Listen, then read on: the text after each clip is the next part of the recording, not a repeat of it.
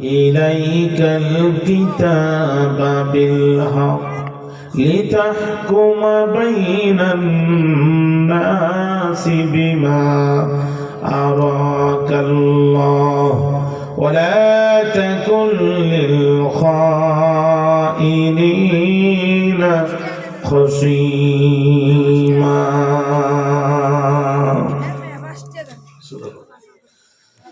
قال رسول الله صلى الله عليه وسلم أفشوا السلام وتطعموا الطعام وصلوا بالليل والناس نيام تدخلوا الجنة بالسلام أو كما قال عليه الصلاة والسلام. إن الله وملائكته يصلون على النبي يا أيها الذين آمنوا صلوا عليه وسلموا تسليما. اللهم صل على محمد وعلى آل محمد كما صليت على إبراهيم وعلى آل إبراهيم إنك حميد مجيد. اللهم بارك على محمد وعلى آل محمد كما باركت على إبراهيم وعلى آل إبراهيم إنك حميد مجيد.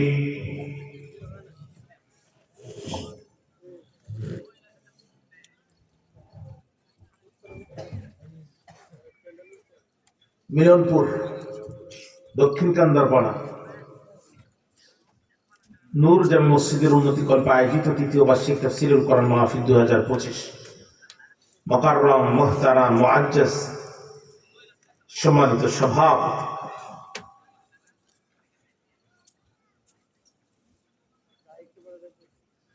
জনাব মোহাম্মদ আব্দুল হামিদ সাহেব, প্রধান শিক্ষক মিলনপুর উচ্চ বিদ্যালয়, আতালাল্লাহু উমরাহু ওয়া বারাকাল্লাহু ফি হায়াতিহি আমিন ওয়া ক্বাব্বালাল্লাহু সাইরা আমালিহি। আমরা বলছি আল্লাহুম্মা আমিন। মাহফিলের প্রধান অতিথি বাংলাদেশ জাতীয়তাবাদী দল বিএনপি ঠাকুরগাঁও পৌরসভার সভাপতি জনাব শরীফুল ইসলাম শরীফ সাহেব, মাহফিলের প্রধান মেহমান বাংলাদেশ জামায়াত ইসলামী ঠাকুরগাঁও সদর উপজেলার সম্মানিত আমির শ্রদ্ধাভাজন মাওলানা মিজানুর রহমান, আল্লাহ পাক উভয়কে কবুল করুক।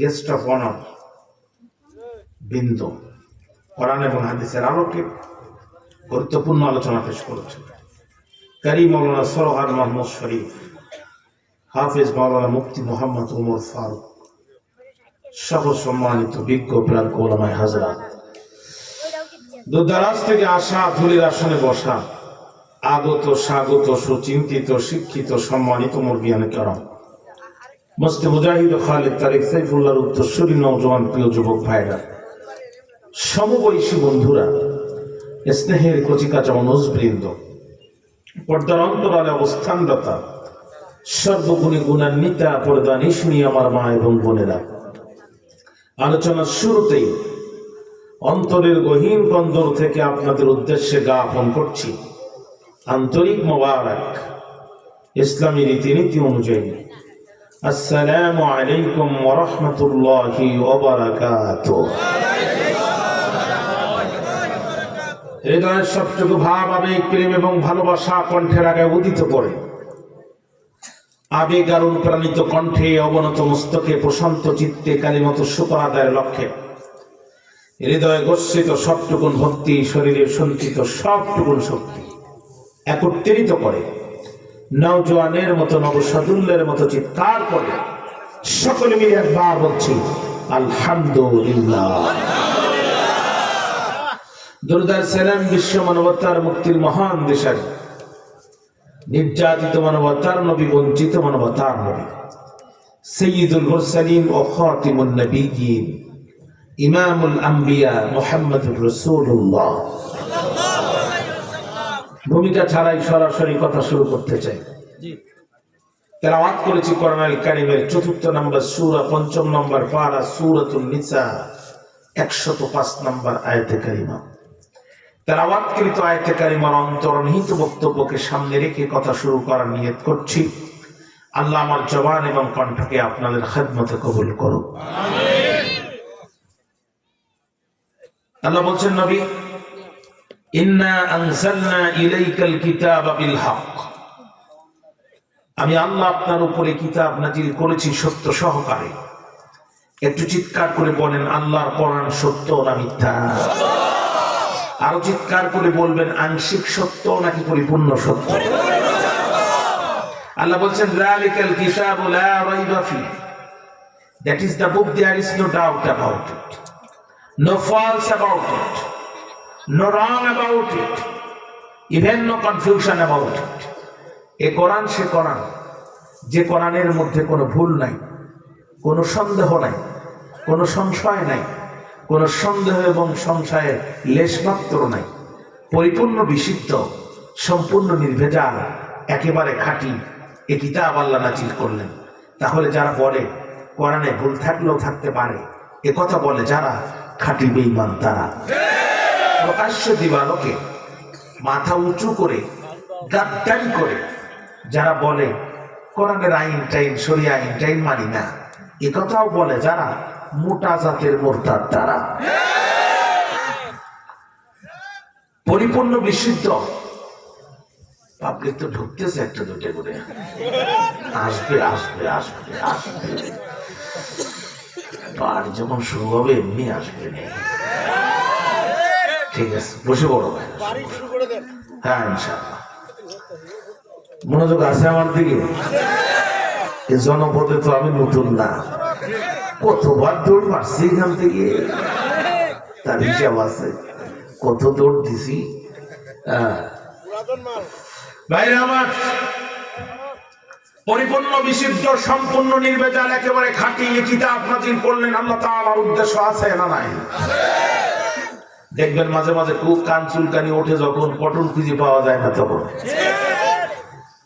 খুব আবেগী পাবলিক যারা পকেট থেকে কলম বের করে নিয়েই মেশিন স্টার্ট দেয় তারা।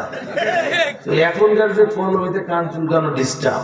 আগে আমরা ছোটকালে ইপন ওপেন কিনতাম, একবারে খুলে এই মেশিন দেওয়া যেত। বোঝা গেল কলম দিয়ে কান চুলকানো যায়। খুব রাগ হলে আরেকজনের চোখে ফুটা দিয়ে তার চোখ নষ্ট করে দেয়া যায়।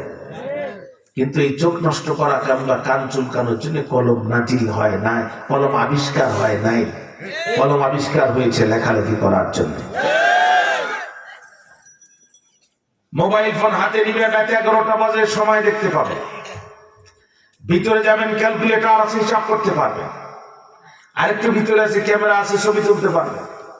আরেকটু ভিতরে যাবেন, গুগল দিয়ে সার্চ করে 7 সাগর 13 নদী পড়ে অক্সফোর্ড, কেমব্রিজ বিশ্ববিদ্যালয়, সেন্ট্রাল লাইব্রেরিতে যতগুলো বই আছে, এই গড়ে হাতে বসে আপনি পড়তে পারবেন।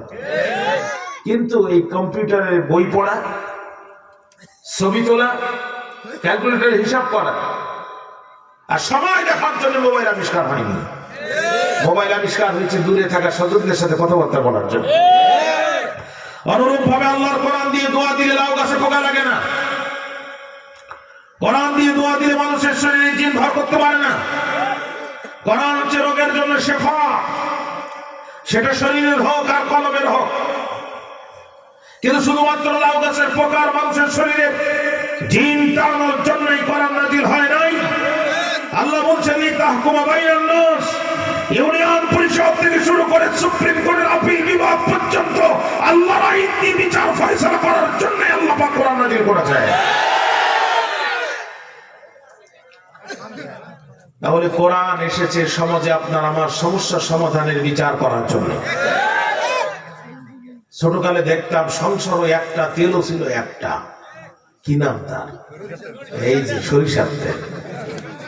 রান্না করতো সরিষার তেল, ভর্তা করতো সরিষার তেল, মাথায় মাখতো সরিষার তেল, ব্যথা লাগলে মালিশও করতো।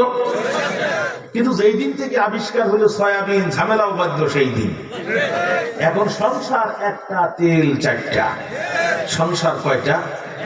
তেল কয়টা? রান্না করে সয়াবিন তেল, ভর্তা করে সরিষার তেল, মাথায় মাখে নারিকেল তেল, শরীরে মাখে জলপাইয়ের তেল, অলিভ অয়েল। ঠিক না? এখন বেচারার ইনকাম ভালো না। বিগত সরকারের 70টা মামলা, 30টা মামলা এখনো খালাস মিলল না। বেচারা নারিকেল তেল আনে তো সরিষার তেল থাকে না, সরিষার তেল আনে তো সয়াবিনের কথা মনে থাকে না। আল্লাহ 30টা দিন স্বামী আর স্ত্রী সংসারের ভিতরে জ্ঞান গোলযোগ লেগেই থাকে। সমাজের অবস্থাও তাই, দেশ একটা, আইন দুইটা। মসজিদ চলে আল্লাহর আইন দিয়ে, রাষ্ট্র চলে শয়তানের আইন দিয়ে। যতদিন পর্যন্ত এই শয়তানের আইনকে পায়ের তলে দিয়ে কবর রচনা করে আল্লাহর আইনকে প্রতিষ্ঠিত না করতে পারবেন, ততদিন পর্যন্ত ইহকালীন শান্তিও হবে না, পরকালীন মুক্তও হবে না।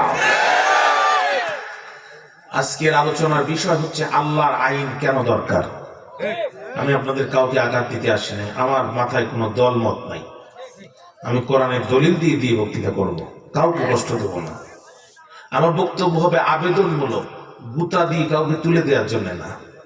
এটা কোরআনের দাওয়াতের ভাষা না, এটা কোরআনের দাওয়াতের ভাষা না। খেয়াল করেন, খেয়াল করেন, কোরআনের আইন যারা মানে না, কোরআনের আইন যারা মানে, দুজনের পরিচয় এক হতে পারে না, দুজনের মর্যাদাও এক হতে পারে না। সূরাতুল মায়েদার 38 নম্বর আয়াত, সূরাতুল মায়েদার মধ্যে আল্লাহ বলছেন, ওয়ামান লাম ইয়াহকুম বিমা আনজালাল্লাহু ফাউলাইকা হুমুল কাফিরুন, ওয়া ক্বালা আইদান ওয়ামান লাম ইয়াহকুম বিমা আনজালাল্লাহু ফাউলাইকা হুমুল ফাসিকুন, ওয়া ক্বালা আইদান ওয়ামান লাম ইয়াহকুম বিমা আনজালাল্লাহু ফাউলাইকা হুমুজ জালিমুন। আল্লাহ বলছে যারা কোরআন দিয়ে বিচার করে না, কোরআন দিয়ে তস্কর চালায় না, কোরআন দিয়ে জুডিশিয়ারি চালায় না, কোরআন দিয়ে ম্যাজিস্ট্রেট চালায় না, কোরআন দিয়ে হাইকোর্ট চালায় না, কোরআন দিয়ে আপিল বিভাগ চালায় না, কোরআনের বিচারে সমাজে প্রতিষ্ঠিত হোক এটা যারা চায় না, আল্লাহ বলছে পৃথিবীর মানুষের কাছে ইমানদার হতে পারবে। ও যদি 100 মসজিদের প্রতিষ্ঠাতা হয়, 1000 বার হজ করে হাজিও হয়, আল্লাহ বলছে আমার কাছে ওর পরিচয় 3টা। 1 নম্বর কাফের, 2 নম্বর ফাসিক, 3 নম্বর জালেম। কাফের, ফাসিক আর জালেমের বাইরে ওর আর কোনো পরিচয় হতে পারে না।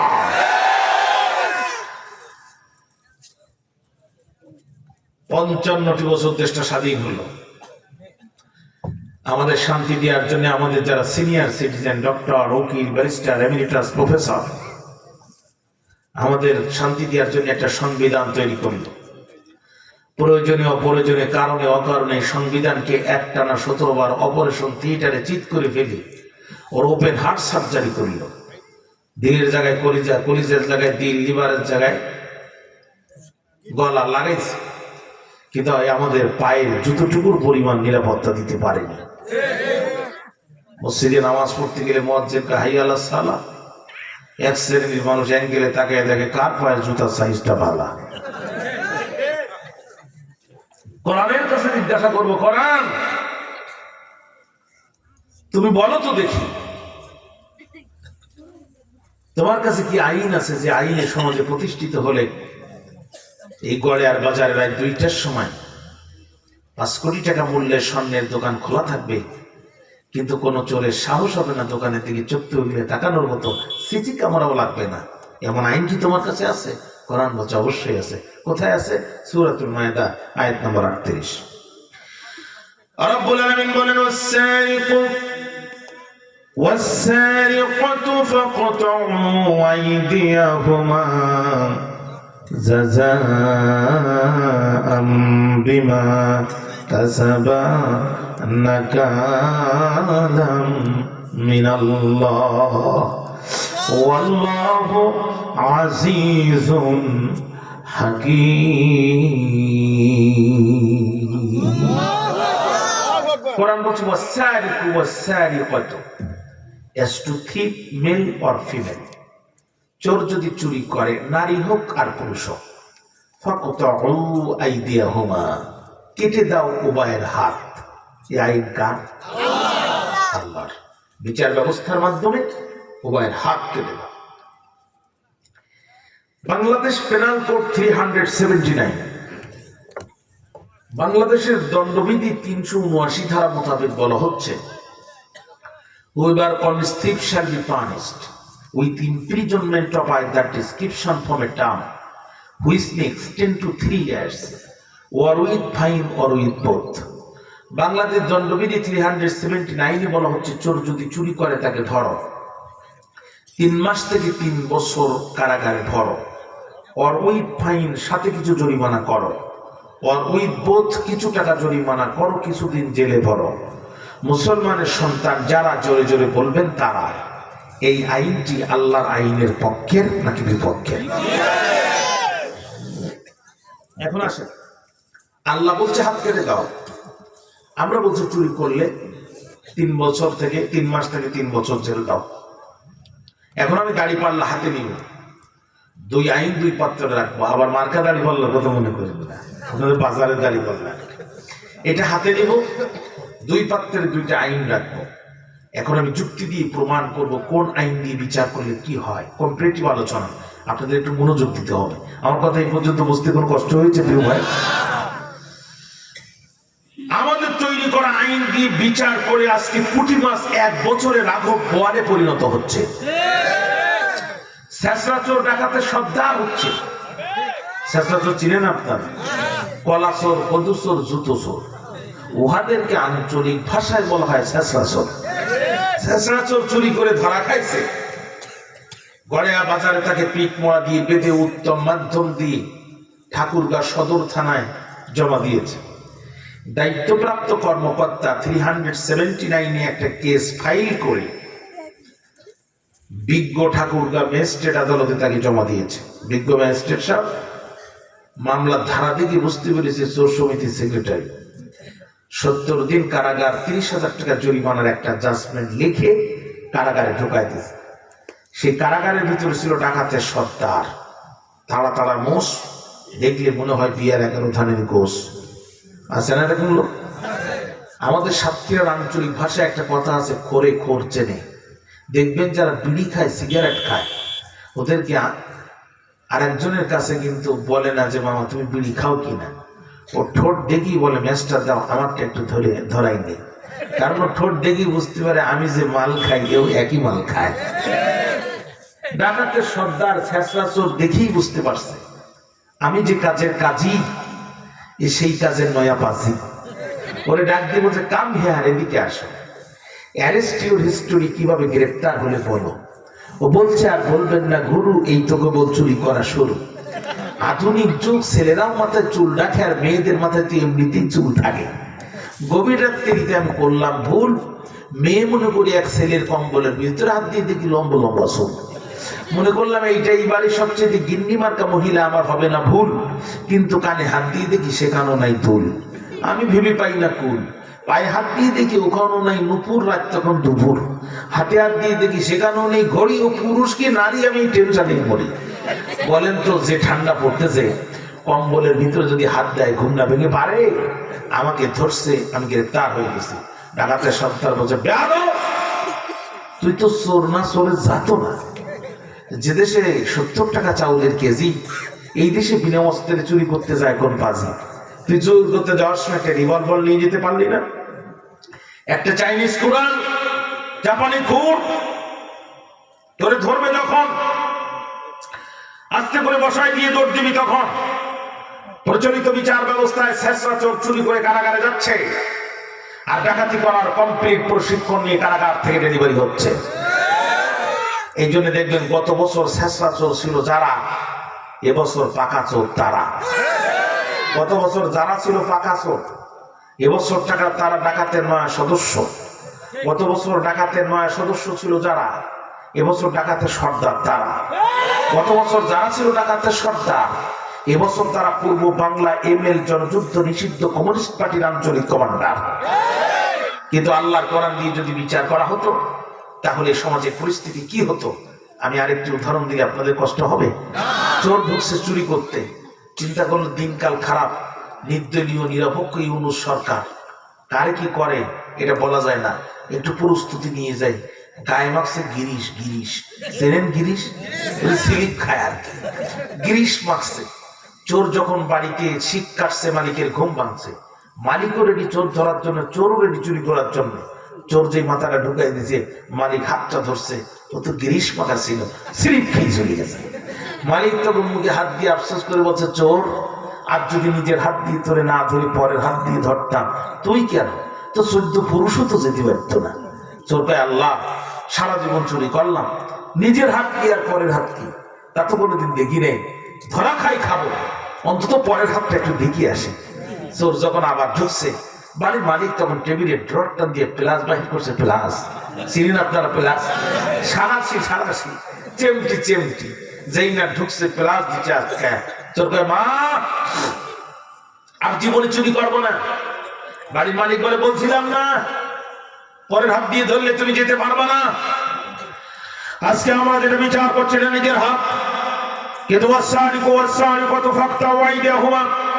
আল্লাহর কোরআনের সূরা মায়দার 38 নম্বর আয়াত অনুযায়ী যদি আজকে বিচার করা হতো, আমার দেশের সুপ্রিম কোর্ট জজ করে যদি কোরআনের এই আয়াতের বিচার ব্যবস্থা প্রতিষ্ঠিত থাকতো, যে দেশের ধনী মানুষের সত্তালা থেকে ফেলে দেওয়া পচা খাদ্য ডাস্টবিনের কুকুরের সাথে গরিবেরা ভাগাভাগি করে খায়, যে দেশের নারীরা নিজের ইজ্জত বিক্রি করে পেটের ক্ষুধা নিবারণ করে, যে দেশের ছোট ছোট বছর বাচ্চারা একটি কম্বলের অভাবে শীতকালে মারা যায়, এই দেশে যারা ওসি এসপি ডিসি আমলা কামলা সচিব আর মিনিস্টার হওয়ার পরে কলমের খোঁচায় কোটি কোটি টাকা চুরি করে খায়, আল্লাহ কোরআনের সূরা মাইদার 38 নম্বর আয়াত অনুযায়ী একটি চোরের যদি হাত করে দেওয়া হতো, সুপ্রিম কোর্টের সামনে স্টেজ করা হতো, আর এই দৃশ্য যাদের 36টি টিভি চ্যানেলে 1 ঘন্টা পর পর দেখাতো, টেকনাফ থেকে তেতুলিয়া, রূপসা থেকে পাথরিয়া, সুন্দরবন থেকে বান্দরবন পর্যন্ত গরিব মুসলমানের 2 টাকা চুরি করে খাওয়ার দুঃসাহস কারো হতো না।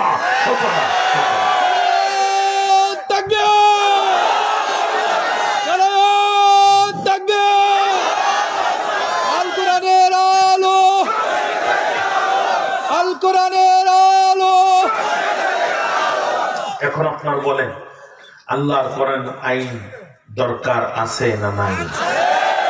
এবার আরো জোরে বলেন 50 বছর পরে দরকার না এই মুহূর্তে দরকার? তাহলে আমি বুঝাতে পারছি। আমি উত্তরবঙ্গে আসি একটানা 17 বছর। জীবনের প্রথম আমি উত্তরবঙ্গে আসছি কুড়িগ্রাম জেলার নাগেশ্বরী থানার ভোগডাঙ্গার একটা মাহফিল করার জন্য। শাপলা চত্বরের সামনে থানা, আমাকে ওখানে নামাই দিল। আমি দেখলাম থানার সামনে মাটিতে একটা লাশ পড়ে আছে, পাশে মানুষ নেই। আমার কলিজা কেঁপে উঠলো। একটা time I was very young, খুবই অল্প বয়সী ছেলে ছিলাম। আমি দেখলাম লাশ পড়ে আছে, মানুষ নাই। দায়িত্বরত পুলিশ কর্মকর্তাকে আমি জিজ্ঞাসা করলাম যে আমি জীবনে এই দৃশ্য দেখি নাই ভাই, লাশ পড়ে আছে মানুষ নাই, কারণ কি? বলছে হুজুর আমার দেশে সোনার ছেলেরা এ মেয়েটিকে গণধর্ষণ করেছে। এরপরে মেয়েটির ওড়না দিয়ে তার গলার ভিতরে পেঁচিয়ে তাকে পৃথিবীর জমিন থেকে বিদায় করে দিয়েছে। আমার কলিজা কেঁপে উঠল, আমার হৃদয় রক্তক্ষরণ হলো। আমি বললাম আল্লাহ, এই জাতিকে যদি আমরা বুঝাতে পারতাম আর দেশের মানুষ যদি কোরআনের আইন মেনে নিত। সূরাতুন নূর আয়াত নাম্বার 2 আল্লাহ তাআলা বলছেন আয-যানিয়াতু ওয়াজ-যানি ফাজলিদু কুল্লা ওয়াহিদিন মিনহুমা 100 জালদা। জেনাকারিনী আর জেনাকার যদি ধরা পড়ে, ইসলামী শরীয়ত বলছে অবিবাহিত জেনা করলে, অবিবাহিত অবস্থায় জেনা করলে শাস্তির ধরন একরকম। ইসলামী শরীয়ত বলছে বিয়ের পরে জেনা করলে শাস্তির ধরন আর একরকম। ইসলামী শরীয়ত বলছে অবিবাহিত অবস্থায় যদি জেনা করে শরীরের উপরে 100 চামড়ার ভিতরে আঘাত করো। যদি 80 আঘাতের পরে মারা যায়, মৃত দেহের পরে আরো 20টি আঘাত করো। ইসলামী শরীয়ত বলছে বিয়ের পরে যদি জেনা করে ধরো, মহিলা হলে বুক পর্যন্ত মাটির ভিতরে পুঁতে ফেলো আর পাথর নিক্ষেপ করো, ততক্ষণ মৃত্যুবরণ করবে না যতক্ষণ।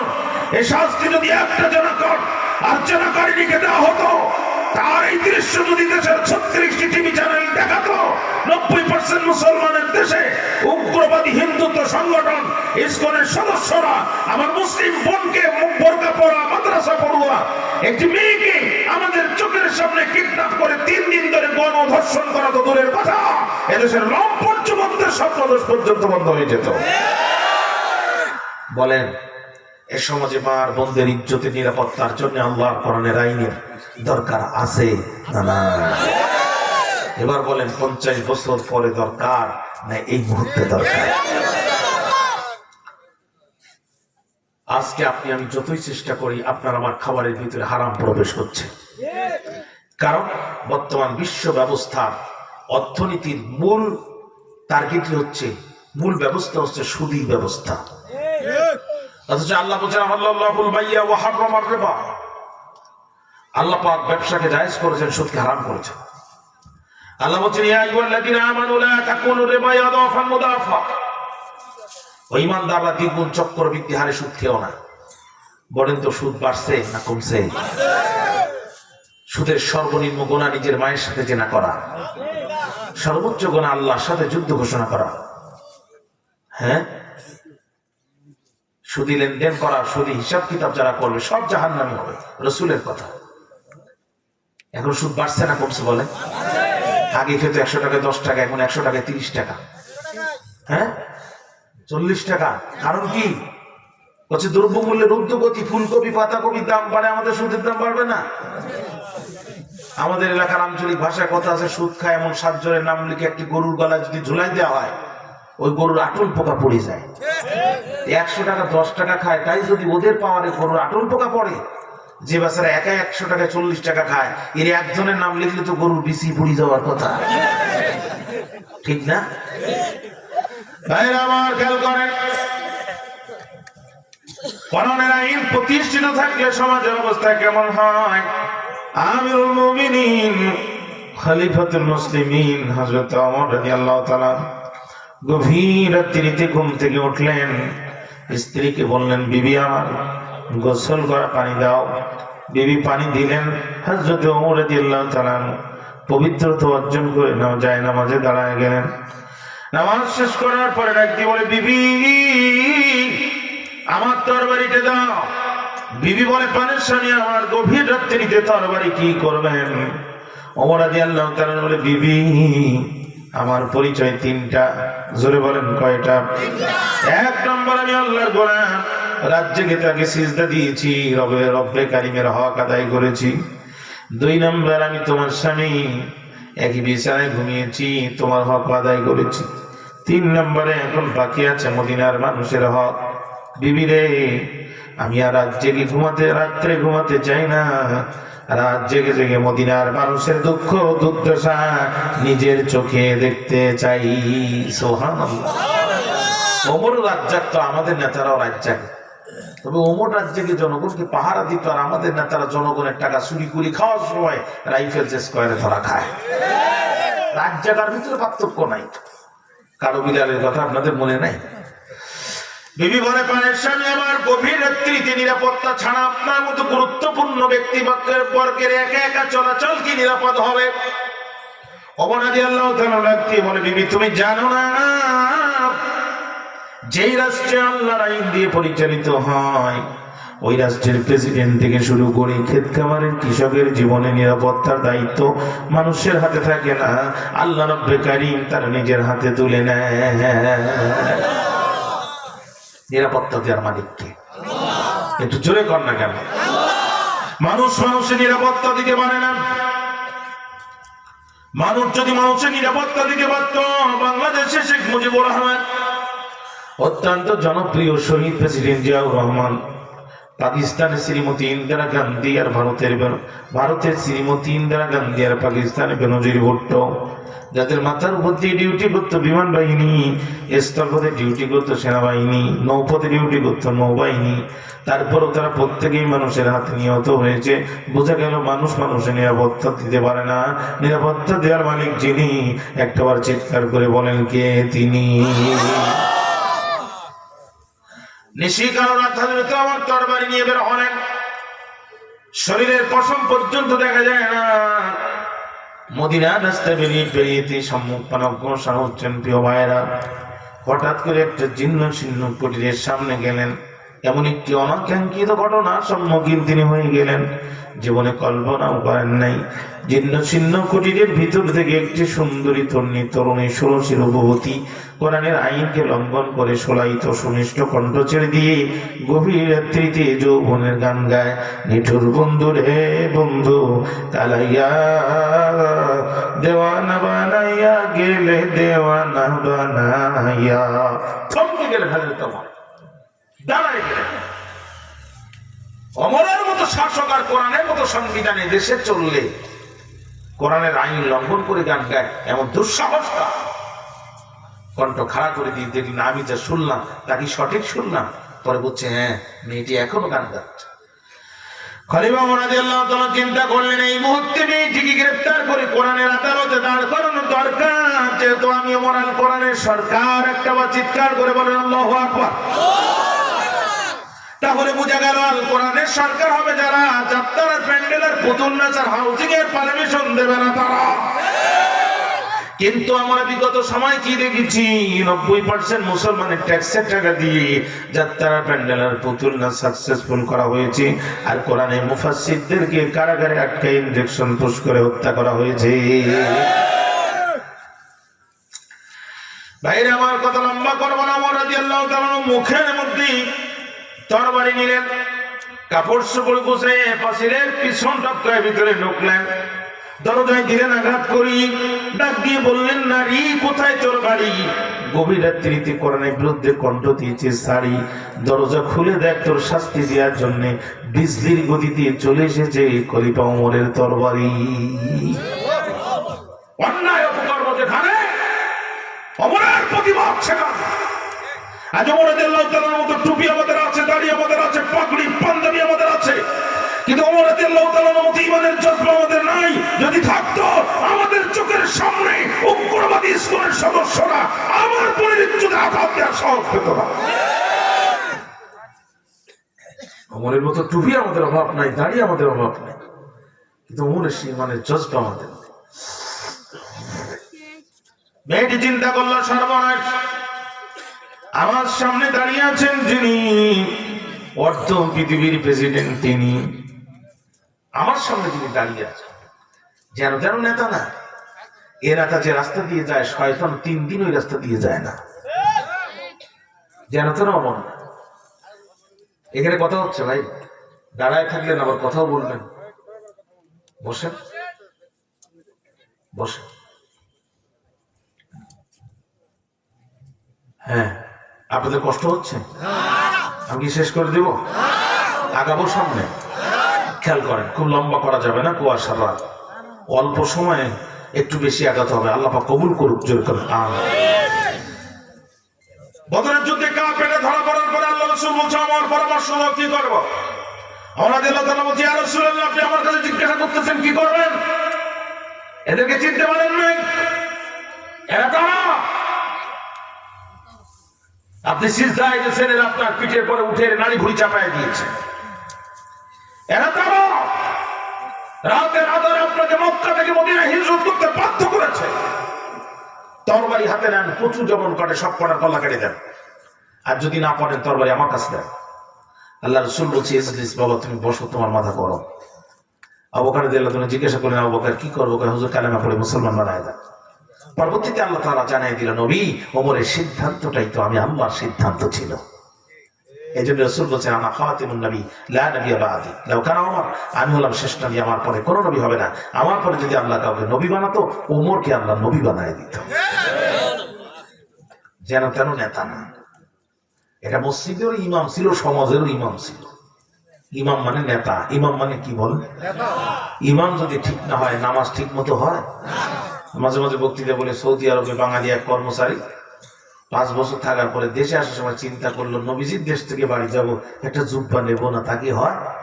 লম্বা জুব্বা নিয়ে আসছে, বাড়িতে আসছে 2 দিন বিশ্রাম করার পরে 3য় দিনের দিন মাগরিবের নামাজ পড়তে যাবে, পড়ছে জুব্বা, মাথায় দিচ্ছে টুপি, তার উপরে রুমাল, বেচারার মুখস্থ সূরা নাস, পড়তে গেছে মাগরিবের নামাজ। আল্লাহর কি শান, ইমামও গেছে ছুটিতে, মুয়াজ্জিনও গেছে বেড়াইতে। এখন ইমামতির দায়িত্ব কার? পাঞ্জাবি জুল্লাম বাজার, ইমামতির দায়িত্ব তো তার। এখন ইমাম যেহেতু নাই, একজন আরেকজনের দিকে তাকায়, এমন সময় লোকটা জুব্বা পরে ঢুকতেছে, মানুষ বলছে ওই যে আসিতেছে। এখন ওরে ধরেই বলছে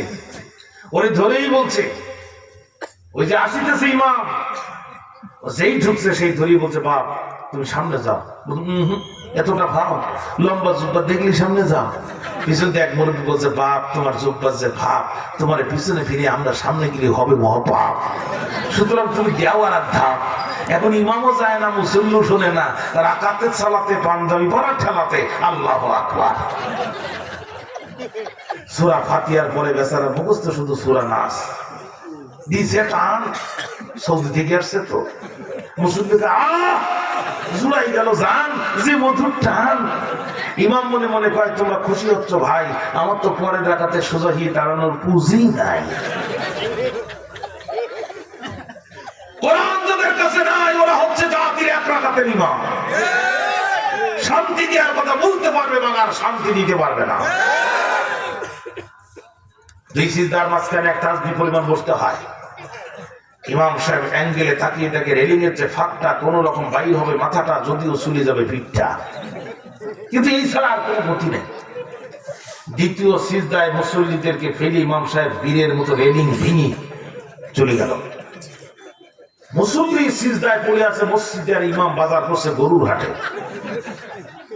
আমাদের মতো যারা যুবক মানুষ 1 ঘন্টা সিজদায় থাকতে পারে, অসুবিধা নেই। আমাদের মুরব্বী চাচারা কি এতক্ষণ পারে? 20 মিনিট পরে ইমাম ওঠে না, মুরব্বীরা শুধু কাশে, মসজিদে শুধু কাশি, তারপরে ওঠে না। এক মুসল্লি কাশি বাদ দিয়ে বলে বলছি, ইমাম সাহেব তুমি ওঠো বাপ, আমার উজু যায় বাপ, তারপরে ওঠে না। আর এক মুরব্বী সিজদায় বলতে জীবনে বহুত নামাজ পড়েছি, এরকম বিপদে তো পড়িনি। আর এক মুরব্বীর পাশে ছোট্ট একটা ছেলে ছিল, মুরব্বীকে খোকা, এই খোকা, ছোট্ট পিচ্ছি ভাই তুমি বুড়া হয়ে গেছো, নামাজে কথা বলতে হয় না, তুমি জানো না? বলছে তোর উপরে এখনো নামাজ ফরজ হয়নি। কি করবো? মাথাটা উঁচু করে একবার মেম্বারের দিক তাকাই দেখতো, ও মূল্য না, স্ট্রোক করলো। ও তো জীবিত থাকলে এতক্ষণ থাকার কথা না। ছোট্ট পিচ্ছি মাথা উঁচু করে দেখে মেম্বার ফাঁকা, রেলিং ভাঙা, হাত ধরে বলছে ওটেন কাকা, ওটেন কাকা, সে মেম্বার ফাঁকা, মেম্বার ফাঁকা। সবাই উঠে মাথা হাত দিয়ে বলছে সর্বনাশ, এত সুন্দর টুপি, এত সুন্দর তসবিহ, এত সুন্দর পট্টি, বক্তব্যের প্রথমে বিসমিল্লাহ, বক্তব্যের মাঝে ইনশাআল্লাহ, শেষে আল্লাহ হাফেজ দেখে এই ইমামের পিছনে আমরা দৌড়ালাম। আর 20 কোটি মুসল্লিকে ইমাম সিজদায় ফেলে পিছনের দরজা দিয়ে হেলিকপ্টারে দিল্লি যেই বসে দেখলো। সুতরাং এই ভুল কাজ আর করা যাবে না।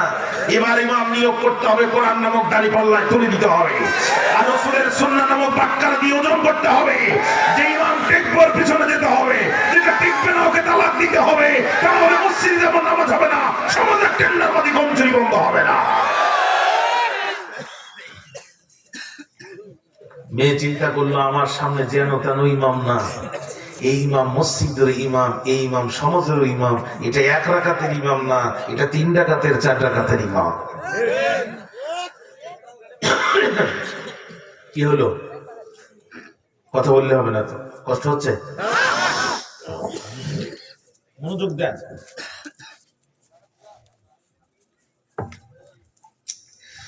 মেয়ে চিন্তা করলো ওমর কোন জায়গায় দুর্বল না, কারণ ওমর বিচার করার সময় 1 টাকাও ঘুষ খায় না। আমাদের সমাজে ঘুষ আছে না নাই? 1 বিঘা জমি মামলা সুপ্রিম কোর্ট থেকে রায় আনতে গেলে মিনিমাম 3 বিঘা জমি বিক্রি করে উকিল আর মহুরির পকেটে ঘেটিস মারা লাগে। কথা বলেন না কেন? গ্রাম্য বিচারের কথাই বলেন না। ভ্যান চালক মানুষ বিপদে পড়ছে, গ্রামের মাতবারে বাড়িতে রাতে গেছে, চাচা ও তুই আসছিস কালকে না তোর বিচার? হ্যাঁ চাচা। কি নিয়ে আসছিস? আমার তো কিছু নাই, দিন আনা দিন খাওয়া, ভ্যান চালায়। তোর বাড়ি একটা পাটা ছাগল দেখছিলাম, কি জাতের বিচারক, পাটা ছাগলও খায়। মেয়ে চিন্তা করলো ওমর 1 টাকাও ঘুষ খাবে না। এই সমাজে তো রাঘব বোয়ালের বিচার নাই, মূলা চোরের ফাঁসি হয়।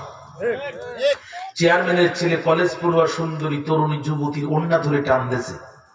বিচারকরা বিচারের করার সময় চিন্তা করছে বাপ চেয়ারম্যান, তখন বলছে বাবা দুষ্টামি করুন না, তোমার দোষ না, তোমার বয়সের দোষ। কি বিচার দেখেন দিন। আর গরিব মানুষ পেটের দায়ে পাশের বাড়ির একটান্দি কলা যদি চুরি করে, 40 বছরের ডায়াবেটিস রোগী গ্রামের মাতবার ঠিক মতো দাঁড়াতে পারে না, ও বাড়ি থেকে নতুন বাস নিয়ে আসে বাস কল দেওয়ার জন্য। সমাজের রাঘব বোয়ালের বিচার নাই, মূলা চোরের ফাঁসি হয়। মেয়ে চিন্তা করলো আমার সামনে এখন যিনি দাঁড়িয়ে আছে ইনি অর্ধ জাহানের খলিফা রাসূলের সাহাবী। এর নিজের সন্তানকে আবু শামা মদপান করা অবস্থায় নারী ইজ্জতে আঘাত দেওয়ার মামলায় ওমর নিজের সন্তানকে পিটায় পিটায় দুনিয়া থেকে বিদায় করে দিয়েছিল, 1 গ্লাস পানিও দেয়নি। স্ত্রী বলতে চার মারবেন না, যে কয়টা আঘাত মারতে বাকি আছে আমি মদিনা থেকে পায়ে হেঁটে মক্কায় যাব, ওমরা করে দেব, প্রতিটি আঘাতের বিনিময়ে 1টা করে ওমরা করব, আপনি আর মারেন না। ওমর স্ত্রীকে ছুরি ফেলে দিয়ে বলছে দূরে যাও, সন্তান আমার কাছে বলো নয়, ঈমান আমার কাছে বলো। মদিনার লোকজন এসে দেখছে ওমর মানুষের বিচার তো ভালোই করো, আজকে নিজের সন্তানের বিচার কেমন করো দেখবা। সন্তান মার খাইতে খাইতে বুঝলো যে বাবা আমারে ছাড়বে না, আঘাত সহ্য করছে আর বলছে বাবা ছাড়বা না, জানি একটা গ্লাস পানি তো দাও, কলিজাটা ফেটে যায়। হযরত ওমর আরো জোরে মারছে আর বলছে তুই তওবা কর, তোর তওবা কবুল হয়, আমি কথা দিলাম রাসূলুল্লাহ তোরে নিজে হাতে হাউজে কাউসারে পান করাবো। এই ওমরের কাছে এখন দরজা খুলে পারি পাওয়া যাবে না। ওমর কোনো জায়গায় দুর্বল না, কাউকে আল্লাহ রাসূলের প্রশ্নে গোটা পৃথিবী ছেড়ে দিলে ওমর সেদিকে যাবে না। কি করা যায়? ওমর একটি জায়গায় দুর্বল, সেটা হচ্ছে কোরআন। সুবহানাল্লাহ। কোরআন দিয়ে যদি আমি ওমরের সাথে একটু মুবাহাসা মুজাদালা বিতর্কে লিপ্ত হতে পারি তাহলে কিছু সময় পাবো। ঘন্টা 2 পার হলেই আজান দেবে, সকালে লোকজন আসবে, যা আছে কপালে হবে কাল সকালে। মেয়েটা কণ্ঠ নিচু করে বিনয়ের সাথে বলে সেনাপতি, সেনাপতি আমি আপনার রাষ্ট্রের অধিপতি, আপনি আমার সেনাপতি, গভীর রাত্রিতে আপনার কাছে আকুতি, একটা প্রশ্ন করার দেন অনুমতি। ওমর বলে মেয়ে কি বলতে চাস? মেয়ে বলে খলিফা আপনিও মুসলমান আমিও মুসলমান, আমাদের মধ্যকার সব সমস্যার সমাধান দিতে পারে আল কোরআন। সুবহানাল্লাহ। ওমর কয় তুই তো আমার চেয়েও বড় হুজুর, গান কেন গান? খলিফা আপনিও মুসলমান আমিও মুসলমান, আমাদের মধ্যকার সব সমস্যার সমাধান দিতে পারে আল কোরআন। গভীর নিচিতে আমি গাইছি গান, আপনি আমাকে করেছেন বাধা দান, এখন বলেন কোন আয়াতে কোরআন গাইতে নিষেধ করেছে গান? ওমর শাস্তি দেন, তবে কোরআন থেকে দলিল দেন। আল্লাহু আকবার। দেখবেন রাত্রিতে পুলিশ ধরতে গেছে আসামি, গেটে জোরে জোরে ধাক্কা, আসামি বউ বাইরে, এত রাত্রে আসেন কেন? বাচ্চা কাচ্চা ঘুমাচ্ছে না? আপনার স্বামীকে গ্রেফতার করতে আসছি, ওয়ারেন্টের কপি আছে আপনার কাছে? আসামি কিন্তু বেরোয় না। বউ এসে জিজ্ঞাসা করে ওয়ারেন্টের কপি দেখা। মেয়ে বলছে আমার প্রেসিডেন্ট হয়ে গভীর রাত্রিতে বাড়ির এরিয়াতে ঢুকছো, কোরআনের আয়াত আছে তোমার কাছে? সুবহানাল্লাহ বললেন না? আবার বলছে মেয়ে তুই কি কোরআন পড়তে পারিস? এটা আমার প্রশ্নের জবাব না, তুমি কোরআনের দলিল দাও। ওমর রাদিয়াল্লাহু তাআলা বলেন মেয়ের সূরার নাম সূরা লুকমান, আয়াত নাম্বার 6। আল্লাহ রাব্বুল আলামিন বলেন ওয়া মিনান নাসি মান ইয়াশতারি লাহুল হাদিস লিয়ুদিল্লা আন সাবিলিল্লাহি বিগাইরি ইলমিন ويتخذها هزوا أولئك لهم عذاب مهين। মানুষের মধ্যে এমন কিছু মানুষ আছে অশ্লীল অবান্তর ভাষা এক জায়গায় করে গান হিসেবে সাপ্লাই করে দেয়। আজকে না নাই অশ্লীল অবান্তর ভাষা। 3 দিন তোর বাড়িতে গেলাম, দেখা পাইলাম না, ও যে কেন গেছিল আজও জানা গেল না। কথা বলেন না কেন? না দেখলে একদিন বুকের ভিতরে করে চিনচিন, মানে ওর হার্ট শেষ। কথা বলেন না? এরপরে পড়ে না চোখের পলক, চোখও শেষ। অশ্লীল অবান্তর ভাষা কেন গায়? আল্লাহ বলছেন ইউদিল্লাহ আন সাবিলিল্লাহ। ইসলামের পক্ষে কিছু লোক আছে যাদের অল্প কিছু জানাশোনা আছে, বেশি লেখাপড়া নাই, বিগয়রি ইলমিন, ইলম ছাড়া, কিন্তু ইসলামের উপরে আঘাত আসলে এরা বুকের তাজা রক্ত দিতে দেরি করে না।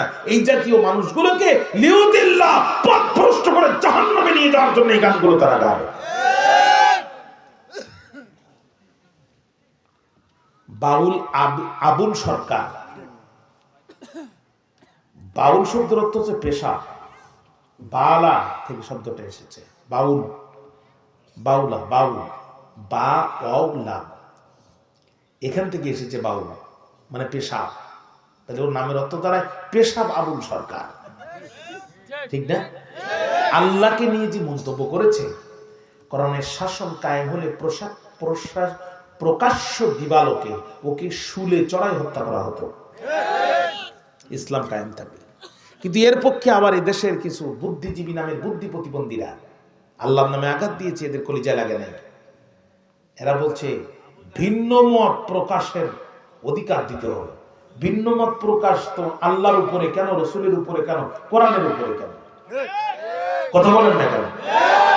এটা ভিন্ন মত প্রকাশ নয়, এটা মুরতাদ হওয়ার রাস্তা প্রশস্ত করা। এই দেশে আল্লাহর নামে, রাসূলের নামে, ইসলামের নামে কটূক্তি করে কেউ পারতে পারবে না। 90% মুসলমানের দেশ। ভাষার শালীনতা থাকতে হবে।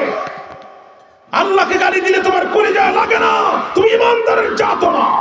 ইসলামের হুকুমতের কথা বললে তোমার কলিজার মধ্যে আগুন ধরে। আল্লাহর কসম করে বলি তোমার কলিজায় ঈমান নাই।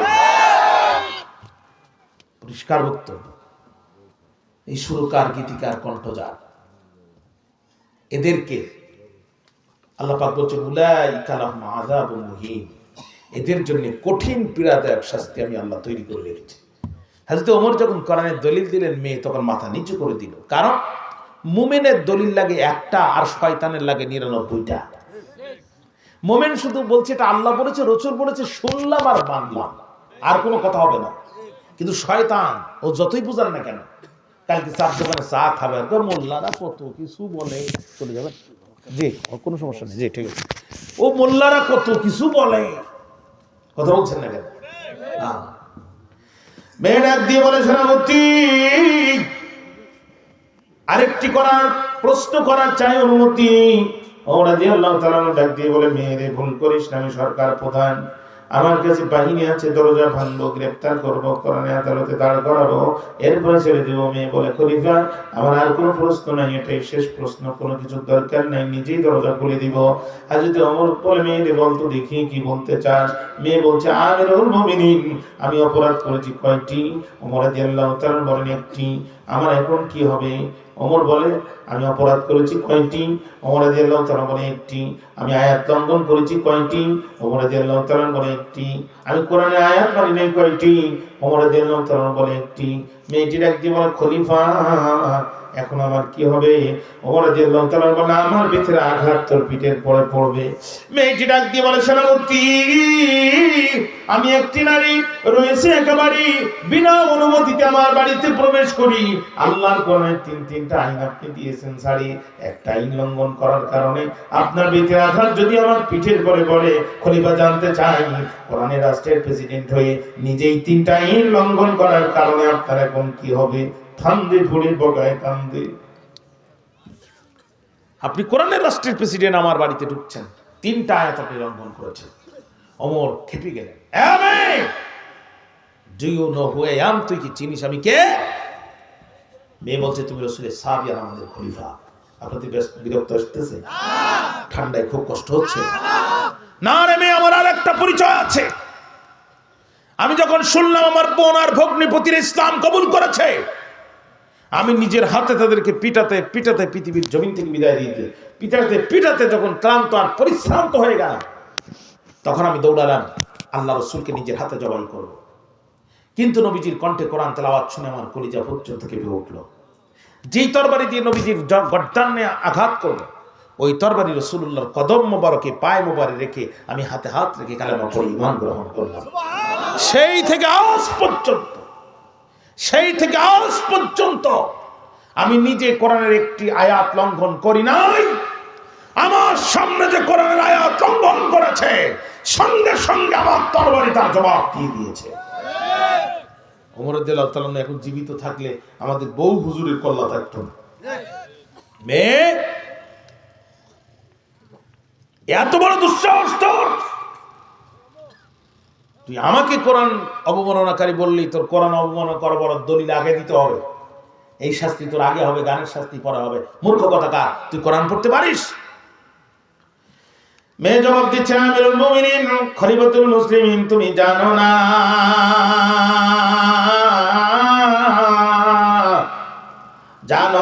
গো খলিফা,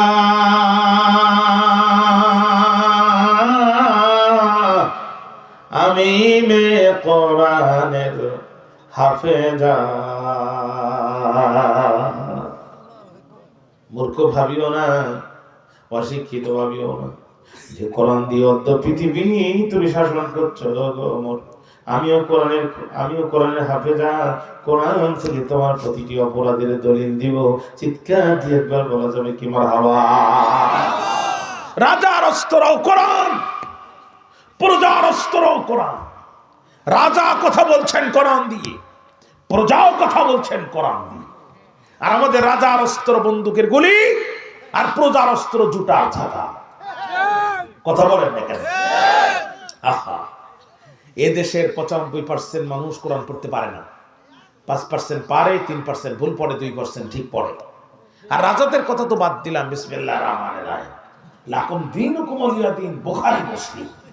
কোনটা কোরআন আর কোনটা হাদিস এটা ওদের মাথায় নাই। কথা বল, এখানে কথা বলছে কেটাই?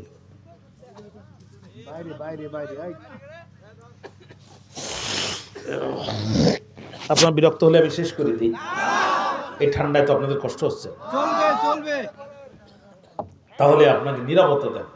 জীবনে কত জায়গায় কত বৃষ্টিতে ভিজেছেন, আজকের এই মাহফিল কিয়ামতের দিন আমাদের সাক্ষী হয়ে থাকবে। এই জন্য একটু আন্তরিকতা নিয়ে বসেন, একটু আন্তরিকতা নিয়ে বসেন। খেয়াল করেন, 17টি বছর বাংলাদেশকে পাখির মতো ঘুরলাম। সকালে নাস্তা খাই এক জেলায়, দুপুরে খাবার খাই এক জেলায়, রাত্রে মাহফিল করে আর এক জেলায়, পরের দিন যে ঘুমায় আর এক জেলায়। বাংলাদেশকে পাখির মতো ঘুরেছি 17 বছর। পৃথিবীর 10টির বেশি রাষ্ট্রে গিয়েছি। ছোট্ট জীবনের ছোট্ট অভিজ্ঞতা যদি একটু পানি নিচে ফেলে, গোটা জীবনকে মন্থন করে, তাহলে আমি যেটা বুঝি সেটা হচ্ছে আমার বাংলাদেশে কোনো কিছুর অভাব নাই। এক অপার সম্ভাবনাময় রাষ্ট্র এটি। সৌদি আরবে গিয়েছেন ওমরা করার জন্য, আসার সময় একটি খেজুর নিয়ে এসেছেন, খেয়ে আটি ফেলে দিয়েছেন। সৌদি খেজুর গাছ এদেশে হয়ে গেছে। 55 দিনে একটি আলুর 10 ভাগের 1 ভাগ মাটির মধ্যে গেড়ে দিয়েছেন। 55 দিন পরে 2 কেজি আলু ওখান থেকে তুলে ফেলেছেন। কোনো কিছুর অভাব নাই। ইন্ডিয়ায় গিয়েছেন চিকিৎসা করার জন্য, মাল্টা লেবুর গাছ নিয়ে এসেছেন, দেশে আসছেন, লাগাই দিয়েছেন, লেবু গাছ হয়ে গেছে। কোনো কিছুর অভাব নাই। আমার দেশে একটি জিনিসের অভাব, আল্লাহর কোরআনের শিক্ষার অভাব আর কোরআনের আইনের অভাব। এই দেশে যে যত বড় চোর সে তত বড় শিক্ষিত। কোন মুটিওয়ালা, ঠেলাওয়ালা, রিক্সাওয়ালা, কামলারা দুর্নীতি করে নাই। যত দুর্নীতি করে চুরি করেছে সব বিসিএস কানার উচ্চ পদস্থ কর্মকর্তা। কথা ঠিক না? সব উচ্চ পদস্থ কর্মকর্তারা। সুতরাং সত্যিকার অর্থে যদি আপনারা সংস্কার চান, যদি মন থেকেই চান, 20 কোটি মানুষ পৃথিবীর দরবারে সগৌরবে মাথা নিয়ে উঁচু করে দাঁড়ান, বিশ্ব তাদেরকে দেখুক, তাহলে এই মুহূর্তে দেশের শিক্ষা ব্যবস্থার মূল মন্ত্র আল্লাহর কোরআনকে বাস্তবায়ন করতে হবে। 1500 বছর পূর্বে পৃথিবীর ফার্স্ট ইউনিভার্সিটি গারেহেরা বিশ্ববিদ্যালয় খোদ আল্লাহ তাআলা এটার চ্যান্সেলর। সুবহানাল্লাহ বললেন না? রাসূলুল্লাহ ছিলেন এইটার ভাইস চ্যান্সেলর। ছাত্র ছিলেন হযরত আবু বকর, ওমর, আর সিলেবাস ছিল আল্লাহর কোরআন। কেমন ছাত্রে কোরআন তৈরি করেছিল খোলাফায়ে রাশিদার 4র্থ খলিফা হযরত আলী রাদিয়াল্লাহু তাআলা আনহু। এই তুমি উঠলে কেন বাবা? বসো। কই যাও? বিড়ি খাবে? আচ্ছা, তুমি একটু দেখা করে যে ভাইয়া অনেকদিন পরে আসলাম। বুঝছো না, তুই ইয়াং মানুষ তো, আপনাদের বিরক্তি হচ্ছে আমি বুঝতেছি, কুয়াশার মধ্যে মনোযোগ আছে। আচ্ছা, খোলাফায়ে রাশিদার 4র্থ খলিফা হযরত আলী রাদিয়াল্লাহু তাআলা আনহু মাগরিবের নামাজের পরে তিনি অফিসে বসে বসে হিসাব করতেছেন। বাল্যবন্ধু চিন্তা করলো আলী খলিফা হওয়ার পরে দেখা হয়নি, একটু দেখা করে আসে। রুমে ঢুকে বলছে, আসসালামু আলাইকুম, কাইফা হাল ইয়া আলী সাদিকুল আজিজ, এরকম করে সম্ভাষণ জানাচ্ছে।